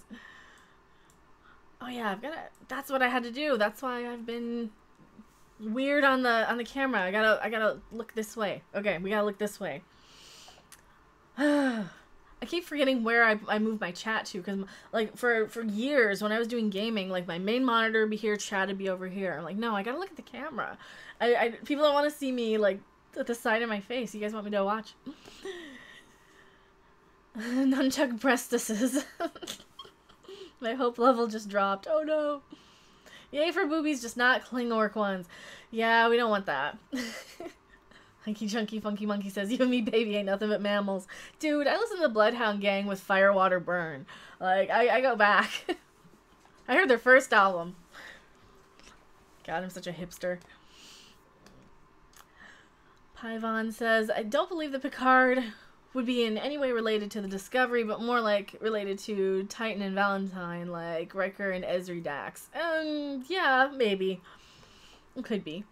How do you feel about sci-fi in general? I've been a bit disheartened by it of late, so I'm working on my own project to try and make things right. I think sci-fi, I think we just need more creative minds. I think we need to... Here, I'm gonna say, I think a lot of American writers kind of need to watch a little anime and kind of find some more creative, interesting things, because everything in America is so samey, and damn it, I'm not an anime fan, but I can certainly appreciate it, and I can certainly understand that it's got a lot of different sort of ideas that they'll just throw out there, and yeah, I think we need more creativity. We need more fun, too. So, you know, I like sci-fi just fine, as long as it's entertaining. It has to not be boring. It has to not have a stick up its ass. It has to not, yeah, and this is why I'm, like, such a huge Babylon 5 and Stargate fan. It has to have some, like, common elements and not be... I mean, it can be cerebral, but it can't be only cerebral. It has to have some fun to it, I think. You like Trek Yards on YouTube? I do like Trek Yards. I am their moderator on their live chats. I do like Trek Yards quite a bit. And they get so much shit for, like... They have to be diplomatic about Discovery. And I hate that Discovery makes fans fight each other. So I always try and stick up for people like Trek Yards who point out everything good and everything bad about it. And when I go in and do like a review or a breakdown, I will find everything bad about Discovery, and I will complain and nitpick and just tear it apart, you know, because it's fun, because it's terrible. But for a channel that is a Star Trek ship show in general, it's a show about the ships first and foremost. They have to be diplomatic because they know they're gonna have fans who like Discovery, who don't like Discovery, and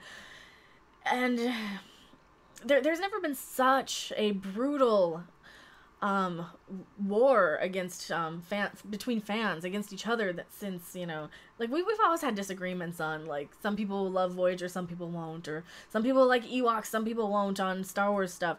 It has never been so brutal and argumentative and vicious as it is now to dislike a show. So yeah, I feel for them. I do. So yeah, absolutely shout out to Trek Yards. Go subscribe to Trek Yards. They don't just love Discovery. They're not shills. They're not paid by CBS. You know, they get the models and stuff, but they're not shills, and they don't have to say they love Discovery, and they don't say they love Discovery, and they don't say they hate Discovery. You know, they say what they like about it and what they don't like about it. They're fair. They're a good fair reviewer. So I just find Trek Yards is boring. Yeah, then that's, you know, that's a perfectly valid opinion too. It's like, I don't understand who would want to, like, listen to me blab for an hour or two either. But, oh, I wish there was a Trek Yards equivalent, but who are a bit less diplomatic? Doomcock, myself. Doomcock or myself, for sure. We're a lot less diplomatic. Actually, I was thinking about, having Seraph do a podcast with me, because he and I can talk about stuff, like, about, like, these shows, and I think he's just a little more afraid of getting on microphone and camera, but I think he would be fine, because it's just to have somebody bounce ideas off. Like, I would love to have somebody like Doomcock involved as well, but he's so incredibly busy, so I figure it might be easier to pressure somebody else into doing, like, some sort of a podcast with me where we can just talk about that sort of thing. If you or Doomcock did Starship reviews, that'd be interesting. I do have one Starship review, sort of. I played a little bit of Star Trek Adversaries, and I did pick apart the the new Klingon Birds of Prey pretty viciously. So, I like that idea. Oh, I gotta go back. I'm missing some of your stuff. Sometimes it's okay to say a ship is ugly. Yeah, like, oh, those dead bird Klingon ships are not pretty. They're not. They look like bird skeletons. Space Doc does good Starship videos. Wow, I can't speak today. I like that idea. Do you like Irish Trekkie? I haven't watched Irish Trekkie. I think I've seen a couple of their tweets here and there. Nerdrotic has a format that would be good for you. Yeah, I watch Nerdrotic quite a lot. They do have a good format. I'm definitely somebody who can just blab about stuff, and I would love to, if it were possible, like, just to have, like, a weekly 2-hour-long podcast sort of discussion. I don't know if it would be live. Maybe it could be live, like the Co-Optional podcast, if you guys ever watched that, when Total Biscuit was still around. And, I mean, they still do it with his wife, and she's actually really good about it. But I don't know if the viewers have dropped without him, but just something like that where you talk about stuff, you talk about ships or music or whatever, and that's absolutely something that I think if I had sort of a show like that with somebody like Doomcock that I could just talk to for hours about everything, because my interests are kind of all over the place, and as you can see, we go from talking about 90s music to Dracula to Klingon duct tape chicken bones. Apparently. Captain April, someone said something about Mego. Somebody might have found a few Mego. Hello, Captain April. Also, subscribe to Captain April. He's another part of our YouTube family. Yeah, so I did find the Draculas. And I found it. I had to splurge. I had to splurge because Genie. I had to buy Genie. I had to go back and get Genie today. But the best one, this is the best one. Real Star Trek, when they got the insignia right on the Mirror Universe and didn't think it was the Mirrored Universe. So these are the new Megos, some of them. They had them over at Target. And I had to buy them. I didn't get all of them. I really wanted the Sulu and Chekhov. They have a Sulu and a Chekhov. And then they have Peg Bundy, which I kind of wanted. And they had Tootie from The Facts of Life. I didn't realize they had Tootie. But then I also got Jimi Hendrix. Because I had him on my wall when I was like 12 years old. I found some of my pictures. Like, sometimes I wear a Jimi Hendrix shirt. The other shirt that has these sort of strings on the neck, the black one, is a Jimi Hendrix shirt. So I do wear that on my stream sometimes. So yeah, I had to buy the Megos because they were like, they looked really cool. The problem is all the guitars kind of look a little warped.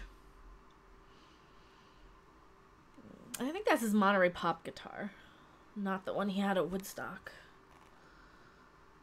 Well, that's okay. It's a better guitar. It's an error. It makes it better.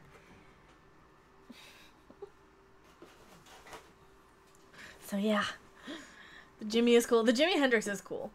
Star Wars True EU Canon. Nice. Hello, Star Wars True EU Canon. I'm amazed that they mirrored the Earth on the new Mirror Universe icon. I know. Isn't that terrible? Why would they do that? Spore Drive. Error.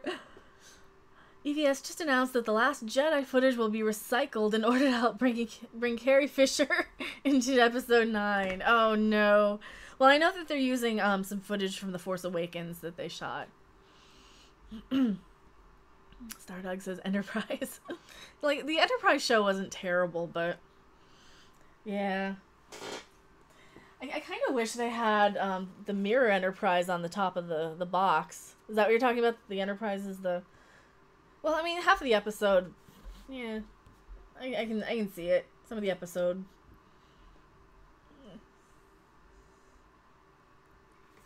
I would have liked the ISS Enterprise on the box, though. Oh, well. I had to buy Megos. then I also have to buy a King Ghidorah plushie, which I can't afford, but I absolutely want. I don't know if you guys saw the King Ghidorah plushie. Also, we had breaking news that Patrick Stewart's going to be coming back. Don't come back. He officially announced it now. I've got faith in the heart. Oh, don't sing the Enterprise theme song. I cannot make it. I can't listen to it. It's terrible. I cannot listen to it. I always have to fast forward it. Captain Sam back into the USS Ziggy. I don't know who that is.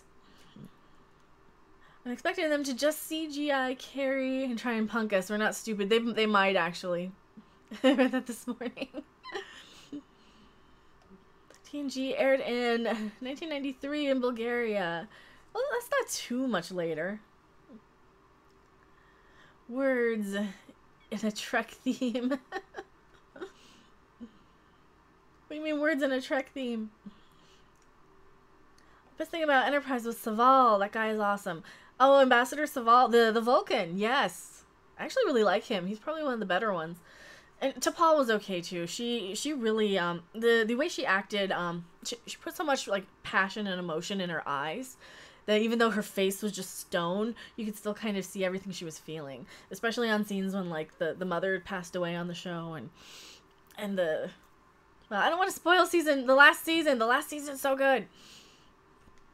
Oh, Quantum Leap reference. I don't think I watched Quantum Leap. I might have seen a couple of episodes. Man, I need to go back and watch that. Enterprise theme works for the Orville intro. It does. Hey, Random, would you say it's been a long road getting from there to here? Oh, no. You know my other triggers? I have a few trigger songs that, like, just make me cringe. One of them is the Smash Mouth song, Hey Now You're an All-Star. Because I heard that so much in, like, comedy night. Kids would just get on stage and scream it at the top of their lungs. The other one's the Enterprise theme song. It's just such a... it's a cringe. It's a cringe. It's like... The Enterprise theme song, to me, is like spelling Mario Kart with a C to Jeremy on Geeks and Gamers. If you guys know that reference, then you'll know why I'm so cringy when it comes to Enterprise. He's my favorite Vulcan by far. Saval was so real. I loved, yeah, Saval. Yeah, and Shran. You had so many good, like, side characters on Enterprise that I really can't fault it. It really got good in that last season. What about Rebecca Black singing Friday? That's just a little cringy. I mean, it doesn't make me mad like the Enterprise song. I just hear her as a quacky penguin-y voice little girl being auto-tuned. Somebody once told me, oh god. A long road getting from there to here. Dude, you guys are gonna troll me for singing I Got Faith in the Heart. The song was so bad. It was so terrible. It was like a bad Bon Jovi, and Bon Jovi had been bad for years by then. Yes, oh my god, Shran. Shran was amazing. Jeffrey Combs is good in anything. He is probably one of my favorite, like, underrated actors. I don't think he's even verified on Twitter. He's so underrated. But I absolutely love him. He's one of my favorites. The Enterprise theme song was one of the things that put me off of it. Yeah, and that's why I didn't watch it live. I couldn't sit through the theme song. So by the time I went back, it had been canceled. You know? I was not going to sit through it live. He was great as Wayoon. Jeffrey Combs was great as anything he's in. Damn it, now I need to play it. Well, luckily I can't hear it. That's something that they used to do on Twitch. You could have, like, the bots set up and play songs. So they used to, like, troll streamers on Twitch with playing really horrible, cringy songs. Enterprise is the one Star Trek show that I have not seen. I saw the first couple, but that was it. Yeah, and Enterprise isn't really worth it. It got really good in the last season, but I would say almost just skip the last season. That the Xindi arc is just so long and boring. But then there's a couple of good episodes here and there, so I don't know. I have mixed feelings about Enterprise. I like it more now in retrospect because Discovery is that much worse, but Stardog says Trip was my favorite. Trip was alright. I didn't like him when I first saw Enterprise, but I liked him a lot more later on. Absolutely. You're really back and forth on your like of an I know. Because I really hate season 2 and 3, but I really like season 4. It got so good in season 4. And I liked Dr. Phlox quite a bit. And oh man, I know, I'm so back and forth on Enterprise. Like, and I used to just say, yeah, Enterprise kind of sucked, just no. But then I went back and rewatched it, and yeah, season 4 was so good. I would say almost just skip the first 3 and just watch season 4, but skip to the last season. Yep. Mojave says, but my time is finally here. Oh, is it time for booze?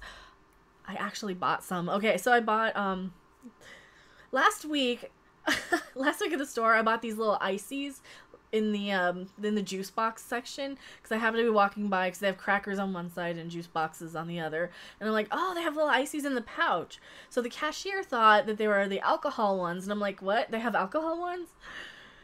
So this week I actually ended up getting some. So I got a couple of like hurricane ones and a strawberry daiquiri. So I might do maybe I'll come back tonight over on Twitch and play some South Park Fractured But Whole and make it a drunk stream. What do you guys think?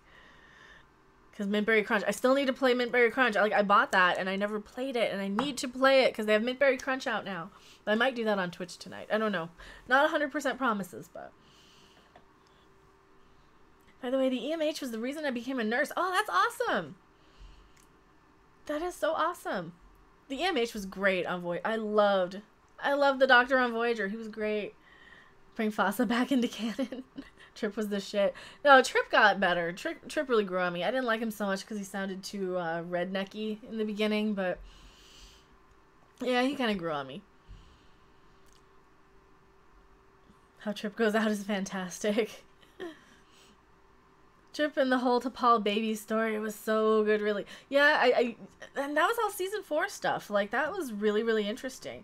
And that's why I say Jolene Blalock was such a good actress with the repressing emotions, but like her maternal instinct just kicked in, and she was like vicious in some of those episodes, and she was devastated, and you just there's so much stuff that she went through in that last season that man, she really deserved like Emmys and stuff. She was really good. And so for anybody who says Sonequa Martin Green is a good actress, I just say, no, I recently saw how good of an actress Jolene Blalock was. And no, Sonequa Martin Green belongs on a procedural courtroom drama as the guest star every once in a while as an attorney or something. But no, she is not a lead actress material. No, she's not good. Jolene Blalock, however, needs more work because she is amazing. Voyager is also great. I really like Voyager. I like a lot of Voyager. There's a lot of crappy episodes of Voyager, but I really have a soft spot for Voyager. Bye. Thank you for being here, Kyler Dugan. Watch her destroy Voyager now. No, I like Voyager quite a bit. I like it probably more than a lot of people like it.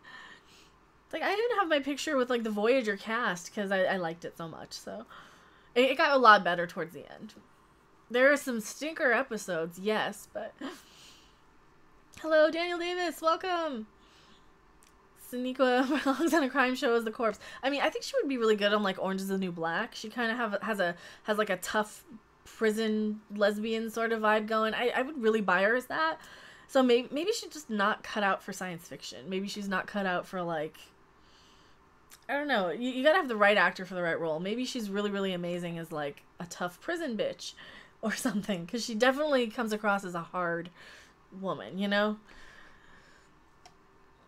Yeah, like, I'll trek up until JJ. Oh, yes. Yes, yes, yes. Leave DS9 alone. Hey, I love DS9. Dude, I was rewatching DS9. I think I might like that a little more than Next Gen. I've been trying to rewatch DS9. Voyager is my favorite Trek series, and I can see that. I don't see anybody. The only thing I would be questioning of is if somebody said Discovery was their favorite Trek series or Enterprise. I'd be like, really? And you like Trek, and that's your favorite? No, Voyager seems, it really fits with, like, the family of Trek shows. I feel Voyager peaked in the middle with seasons 4 and 5 towards the end. So there was so much hologram-related stuff and real dregs of episodes I hated. I even hated the Doctor by the end. Oh no, Bleentron. Yeah, the Fairhaven stuff kind of went on a bit, and yeah, there was a few stinkers, but all in all, I quite liked Voyager. The baseball episode of DS9. Oh, the baseball episodes were a little hard to sit through. Didn't they kind of have a reoccurring episode of Deep Space Nine? I'm not a sports fan, so those are a little hard for me to sit through. Enterprise is my second favorite, so I'm strange. And it also depends on what you grew up with, though. And like I said, the 4th season of Enterprise is amazing. If they only had seasons 2 and 3, then I'd probably say they were just garbage. And even then, like, they were just boring. The Xindi thing was boring to me. And that's just my opinion. I'm sure there's a lot of people who really like the Xindi thing, but to me, I was just bored to tears. Mikey Spock was originally written for Rosario Dawson. She's tied up in the Marvel shows. Oh, it was Rosario Dawson? Okay. Yeah, I could see her playing it a lot better. But Sonequa Martin Green is not. I think they could have gone with a more unknown actress, too.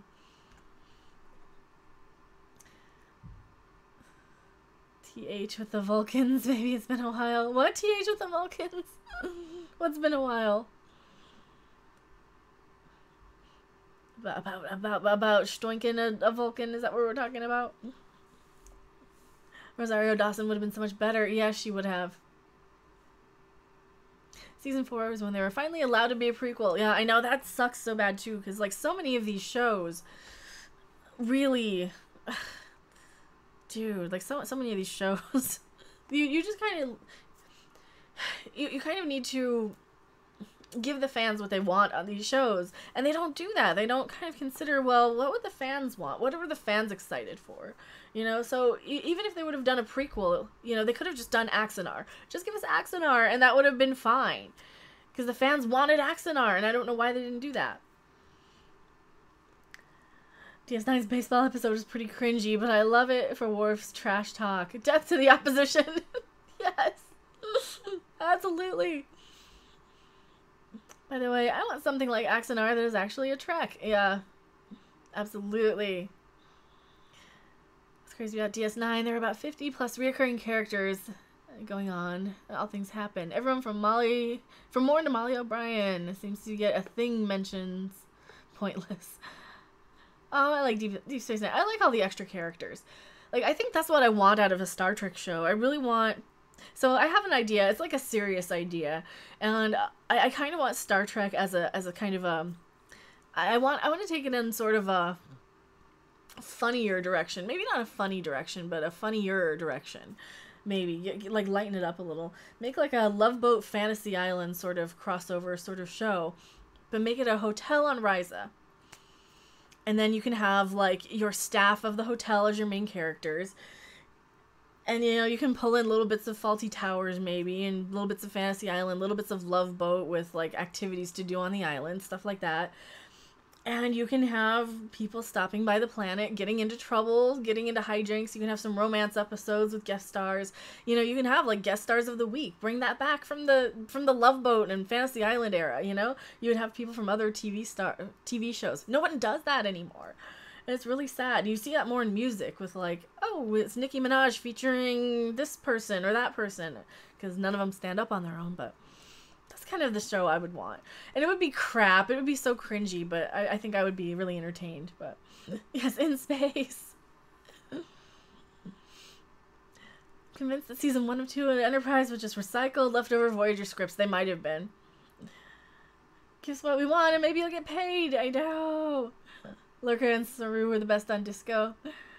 I like Tilly the best on Disco. On Discovery. STD. She was the only character. Morn is great. I love Morn. Yeah, that's the episode. The baseball episode.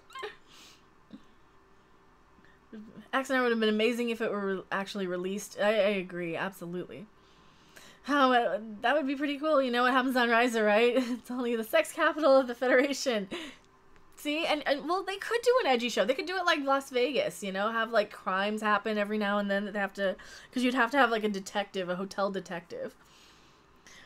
Did anyone remember the show? They had it for like a year. It was called Las Vegas or Vegas, and it was kind of like it took place in a on the Strip, and it was kind of they would go and bust crimes or whatever stupid thing. Just throwbacks to old shows. I mean, you can do throwbacks to old shows without rebooting old shows. You can make it in the style of an old show. Something. Don't give me a Love Boat or Fantasy Island reboot. Give me something in the style of it, in the spirit of it. Give me a new property. I watched Vegas, Star Wars True Wii U canon. I kind of remember a few episodes of it. I didn't really watch much, but I kind of remember. And that's totally what they could do. You know, you could have, like, your pleasure girls there as reoccurring characters. Make it sort of Firefly-esque. Give us that sort of formula. Give us like the Western formula. Oh man, because you could have like a bartender and a sheriff and a whore and a, you know, all the Firefly formula. Wow, that's hard to say. And DS9 did it too. DS9 had kind of a Western sort of formula because you had the constable and the barkeep, and that's probably why I like DS9 so much, because it had that sort of going for it. Vegas was good. It was on like 3 or 4 years. Oh, okay. Yeah, I remember seeing a little bit of it. Yeah, have some kind of Odo character on Ryza, and of course have Ferengi artifact thief, Nausicaan pirates. Yeah, you could do all that kind of stuff. Absolutely. Make it a Western. You know, you would have a doctor, of course, because people would get sick, so you'd have to have a doctor stationed there, and you could have like medical episodes where somebody ate something that they shouldn't have because you're in like a hotel filled with a whole bunch of aliens. So somebody might have eaten something they shouldn't have. You have tourism problems, allergies. You can have all kinds of funny stuff. Make it a comedy. Fuck it. Make it good. I think this sounds more like a Star Wars cantina. Absolutely. It could totally be a Star Wars sort of show, too. Isn't the guy from Vegas and Transformers? Maybe. What are your thoughts on Star Trek Online? I've not played it. I am kind of scared of playing MMO RPG sort of games because I know they're like super addictive. Plus, I'm not a gamer who plays a lot of games with other people. I'm very much a solo gamer, and I'm very much a casual gamer, so I don't know. I'm sad that they're putting so much Discovery stuff into it, but at the same time, like, it might be fun to go and hunt down like people who are super into Discovery and just go and blow up their ships. So, I don't know. I have mixed thoughts on that. I've never played it, though. Trek is way more fun than Star Wars. It kind of is. Star Trek is fun. Well, Star Trek is, like, all over the place. I'm definitely more of a Star Trek fan than a Star Wars fan. Yeah, it's the boy from Transformers. So about 2-hour mark, my throat starts to dry up a little bit. I'm sorry, you guys. Star Trek Online can be played entirely alone. That's how I used to play it. There's plenty of good content to experience that won't have anything to do with STD. It's worth playing. I might try it sometime. Maybe I'll stream it on Twitch. I've been wanting to do a gaming stream on Twitch. I just haven't had a whole lot of time.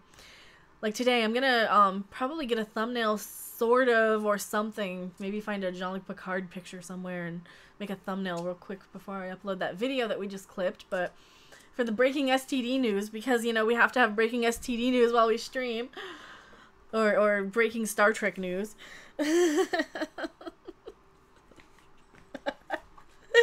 God. I can't look at my messages. I can't look at my text. Okay. I always have to laugh. Lin-san, you're correct, sir, and a gentleman. Oh no. What did he say? What did I miss? A lot more can be done with it as a setting. Yeah. More likely to get the girl on Star Trek than Star Wars. Maybe. Well, I think Star Trek is a lot more intellectual of a show, and Star Wars is kind of more action-y fun. I don't know. Like Star Trek will go into like more sociological sort of debates and some heavy topics every now and then, but watching Ray Mug is fun. Well, no, that's not Star Wars. That's Disney Wars. Star Wars is fun. So you have Star Wars, you have The Empire Strikes Back, and then you have Return of the Jedi. Those are fun. You know, like with Princess Leia, and back when she would save herself and be awesome. My stupid SJW Princess Leia shirt. Oh no, I totally forgot I was wearing this again. It's like 100 degrees out. It was probably 94 and humid. So of course I have to wear white. Nightbot, I paid the rent. Do you want blood? Yes, Nightbot wants blood. Actually, that donation link that Nightbot is spamming right now is the one that goes through PayPal. So that's the one that YouTube doesn't take money from. So Nightbot is fully allowed to do that. Oh, me? No, it's a shirt. I'm showing off my shirt. It's a shirt, you guys. It's Princess Leia's shirt. I think Star Wars generally works better as a setting for games. It's a simplistic setup and emphasis on visuals works really well for tabletop or video games. Not so much for complex narratives. Yeah, I think Star Wars Battlefront looks like it's something that would work really, really well. And it kind of looks fun. I'm such a I'm such a non-gamer sometimes. It looks really fun. But yeah, I think something like Star Trek is definitely more of more in the kind of real-time strategy and space management sort of style sort of gamer. Star Trek would kind of lend itself to that more. But still, I mean, you can have like the fun space romp battles too. I don't know. It just depends. And like Star Wars, you can have like planet battle, ground battle adventures, and you know. So yeah. Reese Miner says, I grew up with Kirk. He always got the girl. He did. Kirk always got the girl. And Riker. Riker also always got the girl. Or the androgynous, genderless alien as well.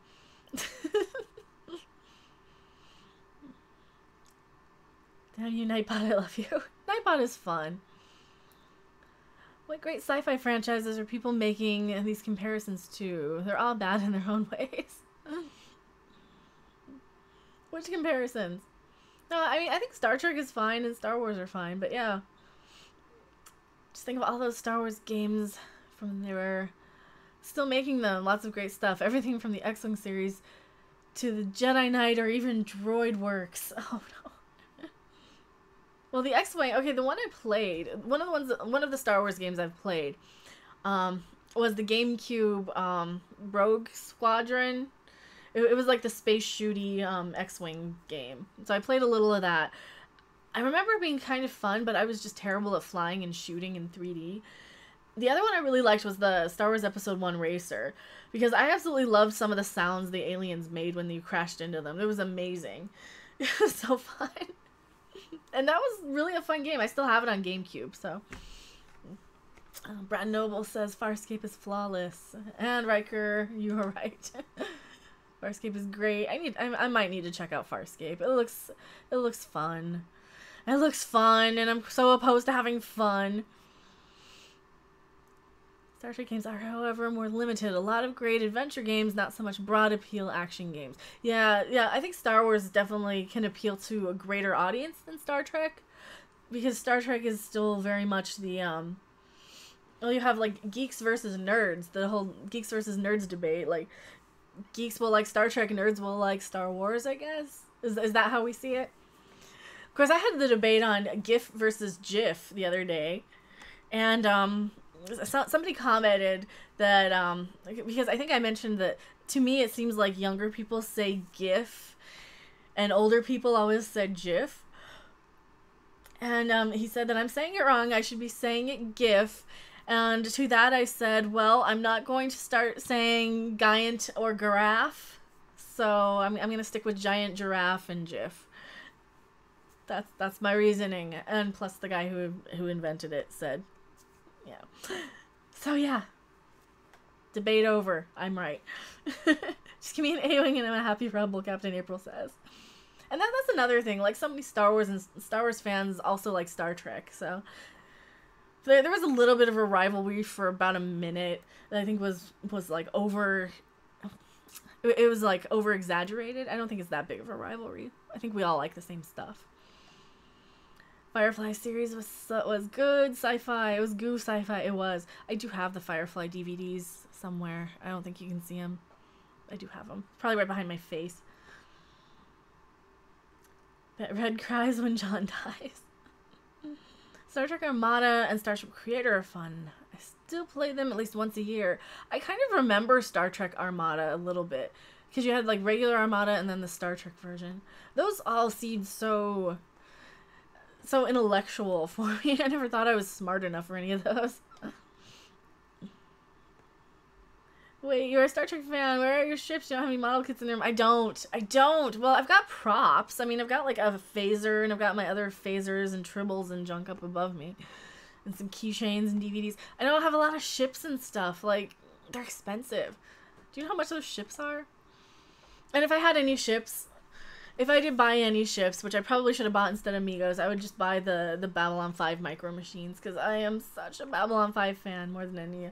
But no, I don't have, like, most of my stuff that I had, I didn't bring with me when I moved, so I brought, like, the DVDs, and pretty much everything else is new, except for the Targ that I had for, like, 20 years, but everything else, like, the other, like, the Megadu and the Gorn, and they're all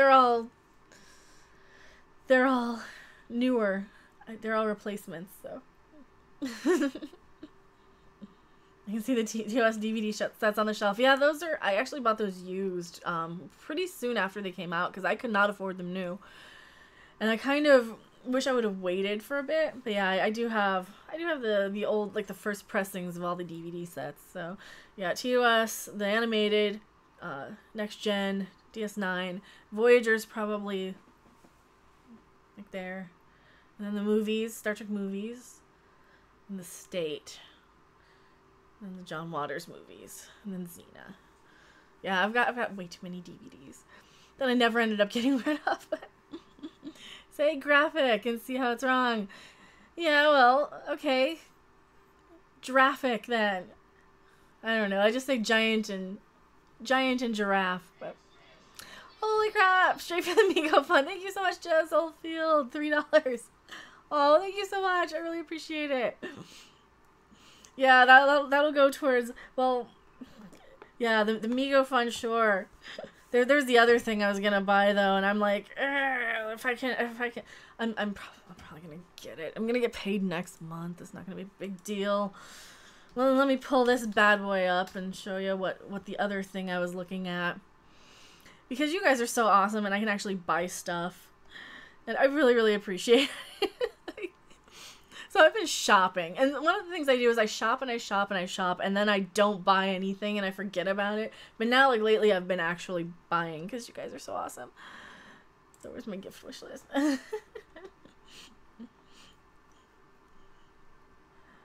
There's only 2 G words. How many begin with a G-A? Not a lot. About 3. There's about 3 words that begin with a G and an A. I don't know how much they cost. I'm a scale modeler, and the Eagle Moss ship sucks. by my opinion, the lack of details is strong with them. For my lifetime, I've built over 400 models of pretty much everything. Oh, awesome!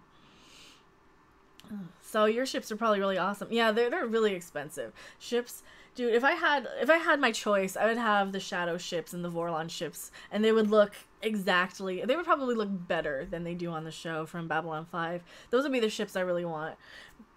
But then again, you know, you give me like, you know, Enterprise D, I'd be happy. Absolutely. Give me any of the Enterprises. Yeah, I even have a soft spot for the NX-01. A little bit of a soft spot. Oh, somebody bought one. There was 20 of them. Now there's 19. So this is the other thing I was gonna buy, which I can't because I'm broke, but because I bought Megos. So this will be a thing. Let me pull this up.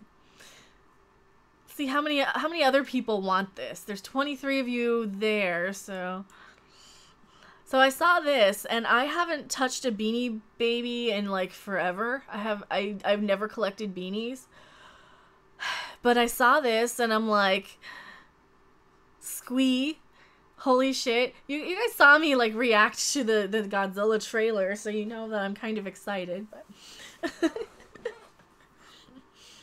so this is the other, like, I would like to buy that and stuffs and things, but no, that would be the other one. Yeah, and it's so cute, and I love him so much. He's so adorable. So that's like, let me think about that one for a couple of weeks. Because I'm like, okay, I could buy the Genie or I could buy Ghidorah, and I've already got the Mego started, so I gotta finish out my Mego collection. But I went shopping and came home to see you're still streaming. Well, thank you so much for coming back. Yeah, it's not going to be a super long stream today. We're not going to stream for very long. But you guys are here hanging out, and I really appreciate it. And, you know, I want to at least like give you something while we're hanging out, because you guys are nice enough to spend your Saturday with me. You could be like having a real life. It's 4:41 my time, and I know it's probably like later on the East Coast, and God, you guys in England should be out partying. It's Saturday. It is kind of Saturday. The old one's fleet was great too. Let's see, they made him a traitorous pirate in one of the comics. I'm taking that one a little personally. Oh no. Alright, I'm going back. How do you know I'm hanging out? Are you watching through my webcam? Yes. See, that's the way it works, right? I can see you too. So I can see you in your underwear. You know who you are. It's too damn hot here to have a real life. It is 22:42 here, Jez Oldfield says. See, that's you guys should be out partying and having fun and having like a real life. But yeah, it's Saturday afternoon here. You know, I might actually go and grab one of my hurricane drinks if we're going to be on for a while. I don't think I'm going to be on that long today. Maybe I'll come back and do a stream later on Twitch. I don't know, I might just play that. That might be a tomorrow thing, too. How is this not real life? I'm breathing and laughing. Chunky Red is an old one, and old one, it knows. That is an old one, it knows. Dude, do I know? Am I one of the first ones? Do I know everything? It's 12:46 at night here. Awesome. 22:45 in the UK. So that's not too late. Like this time in afternoon is great for the UK. I would love to go back sometime. It was really fun. I would love to go back and like actually see stuff, because I got to see, you know, I got to see like Hadrian's Wall up in the north. I got to see Edinburgh, and I didn't get to see pretty much anything else. I got to see Heathrow in London. That was it. So I'm kind of sad that I didn't get to see more of England. I would love to do all the stupid touristy things, like all the haunted spooky places that I missed. I did get to see one haunted spooky place in Edinburgh. The vaults. So, because Ghost Adventures had gone there, and of course, I had to do one thing that while I was in the UK that I'd seen on a ghost show. Chunky got buried red for a reason. I've got my best friend here, a bottle of rum. Hey, rum's good. Did you kiss the Blarney Stone? I didn't go to Ireland. I spent 2 years in East Anglia. Oh, that sounds cool. Should come to Wales. It's lovely. Yeah, Wales seems cool. Wales looks a lot sunnier. Like, doesn't it have a beach? Part of it does.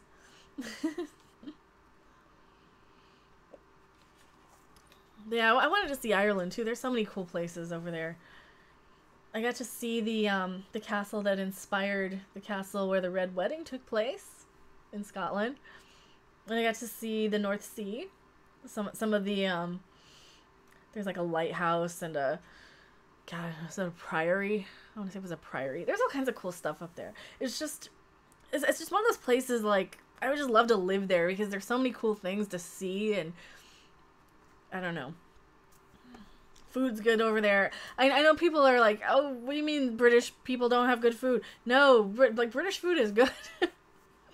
I think I ate better in the UK than anywhere else I've been to. Maybe Canada. Canada also has really good food.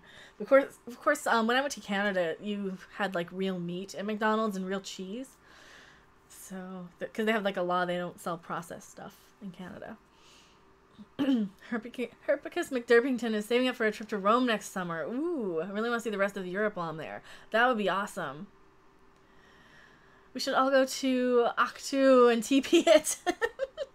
Doesn't Octu just sound like somebody's spitting? Octu. No. That's what it sounds like. Why would they name the planet that? Oh, that's so stupid. And Jakku and... Yeah, the planet Octu explains why the whole... It's lousy with porgs. I don't know. That doesn't make sense. Take that, Puffins. Wales has actual beaches with sand. English beaches generally have rocks. Wales is fun if you don't speak English. Aw. Real cheese and McDonald's. You for real? Yeah, they had it in Canada. Real cheese and McDonald's. Hell yeah, we do come to Saskatchewan. It's all Ukrainian, Russian, and German food.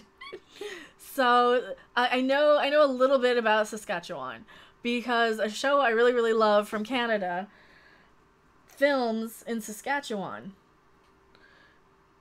And if you can see them, oh my god, I cannot model behind me. Yeah, so I have all the Corner Gas DVDs because that's like a really good show and it's really fun.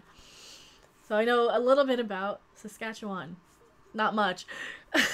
I'm probably kind of cultured for an American now that I think of it, because I know a little bit about like British geography and a little bit about Canadian geography. Most people don't even know, like most Americans don't even know there's 50 states. Yeah. Yeah, which one? I've lived here all my life. It's all prairies.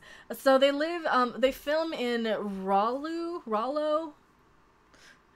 It's pronounced Rollo, Saskatchewan. And they film part of it in Regina, part of Corner Gas there. And I think they have an actual like gas station attached to an actual restaurant that is functioning for like the exterior shots for Corner Gas, or they like made it into a touristy thing. So that's all I know about Saskatchewan and television. Spit the dog. Older UK people will get that.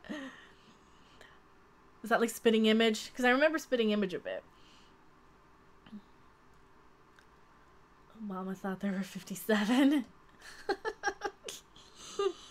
Oh, I don't want to talk politics. I'm talking about like dumb people in the country. Norm Macdonald has talked about Regina. Oh, he has. I'm sure he has. I probably have seen a lot of Norm Macdonald stand up, so. Oh yeah, right, I actually met Brent Butt once. Vocal Van, you are so lucky you got to meet Brent Butt. So the guy's name is Butt. His last name is Butt. B-U-T-T. Absolutely awesome, funny comedian though. He's very dry and very mellow. And he kind of looks like Jerry Mathers a little bit. Great guy, by the way. He did stand-up comedy at a show I attended. Yeah, he was a comedian, and he wrote the whole series and owns the show. And yeah, really fun. He's also been on Kids in the Hall a couple of times, I think. By the way, do you know what is the one food that Americans eat that originated in Bulgaria? Is it... Is it goulash? Because I know people say Hungarian goulash. What is Bulgarian food? It's not going to be goulash. That's Hungarian. What is Bulgarian food? It's not sausages. And see, I'm trying to like visualize where Bulgaria is on a map. Bulgaria probably has sheep and cattle. It's not super on the ocean, so it's not going to be like Mediterranean. Let me think. This is my thought process out loud. It's going to be probably closer to Germanic and sort of those sort of foods, I would say. I don't know. You stumped me. What is the Bulgarian food we eat? Yogurt? Is yogurt Bulgarian? Okay, so goats. Goat yogurt, maybe? I don't know. Maybe. Well, yogurt, they eat everywhere, though. Yogurt is really used in India a lot, too, so. But yeah, I can see that. We do eat yogurt. Sometimes I do. Really? I thought it came from Greece. Well, Greece and Bulgaria used to be part of the same... Correct me if I'm wrong on this. This is an American knowing European geography. Correct me if I'm wrong. Didn't Bulgaria and Greece used to be part of the whole Balkovian area, if I'm not mistaken? So I always kind of associate Bulgaria with more mountainous parts of mountainous Greece, because I know in Bulgaria that you've got like the... can't pronounce it. Rhodopia Mountains. I'm probably pronouncing it super wrong. But there's like this mountain and Thracian mountains. Yes, no, I'm probably wrong on this. Forgive me, but at least I've heard of the country, and a lot of Americans might not have. I also know a lot of movies film over there too, like super low budget ones, like Sam Raimi or Ted Raimi movies, Bruce Campbell movies. Balkans. Why did I say Balkovia? That's like so made up. I think you're right. The whole area is a mess of history. Yeah, and I think they were all kind of they're right next to each other. They're right on the Mediterranean Sea area, in that sort of. Well, I want to say Bulgaria is kind of south of Hungary and kind of east of Greece, ish. So yeah, in that sort of West Eastern Europe. I don't know.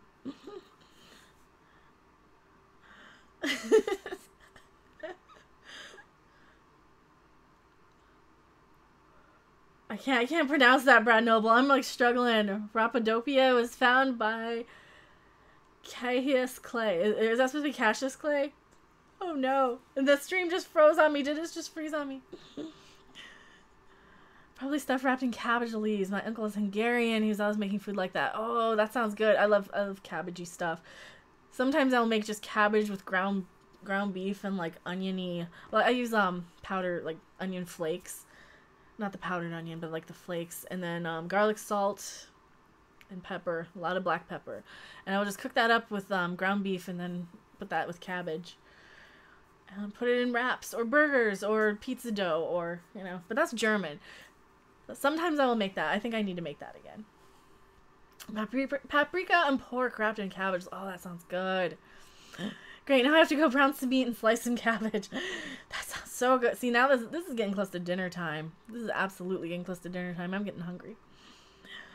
Anson Mountain looks like John Travolta and sounds wooden. Oh, well, it is a ward. Oh. Well, Anson Mount is playing it too jovial, I think. You're good. We all needed to breathe. Yay, you're making me hungry. I know. Now I'm hungry for food. Oh, so I still have my stupid McDonald's drink. That was, like 5 hours ago. So it is about dinner time pretty soon here. God, thank you guys so much for hanging out. It has been so fun today. Are there any, is like Saturday afternoon a good kind of time for food? Herpicus McDurpington says, yes. All the porks you can eat, $8.99. Oh man, I might have to hit up a buffet or something. But I spent my money on Megos. I can't buy any. I spent my money on Megos. You guys spent your money on Megos. You guys are awesome and amazing. I'm gonna cook me up some egg rolls or something now. Chunky Funky Monkey says, I have over 100 recipes bookmarked to try from various cuisines all over the world. We'll probably find more before I even make a dent in that list. Yeah, that's kind of how I get. I'm like, oh, I would try this, and then I never make them. But yeah, thank you guys so much for hanging out, and hopefully this is a good waste of money on Mego figures. God, this looks awesome. This looks so cool. Oh, and he's got the little dagger. Oh, I didn't even notice he's got the little dagger. He's got the little uniform. Oh, so amazing. Oh, he's got the phaser too. Okay, he's got the little phaser on him. I didn't even notice that. They're all fully armed and everything. Oh, that's great. Nice.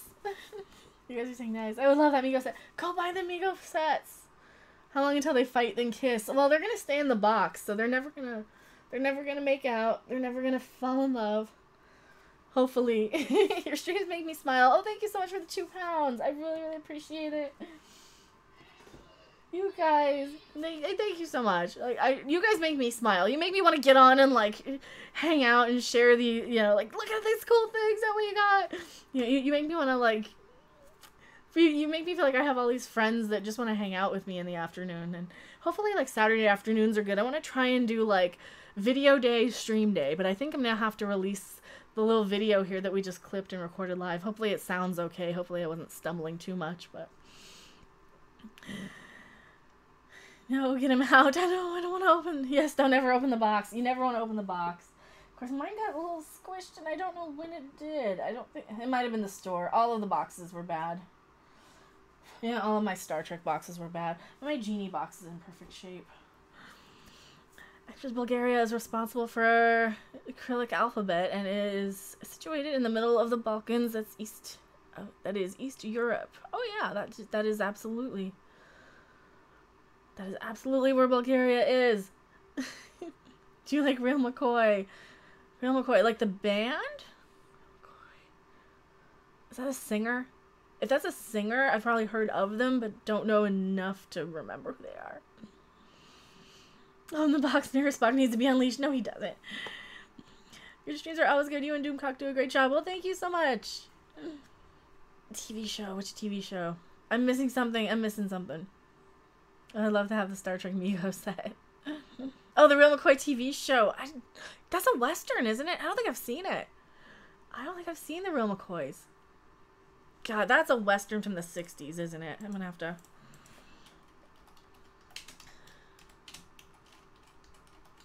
But yeah, we are kind of wrapping up. I have not seen the Real McCoys. Oh my god, it's like a Western. It's like a family Western. Moved from West Virginia to North Carolina. Oh, 50s, late 50s, early 60s.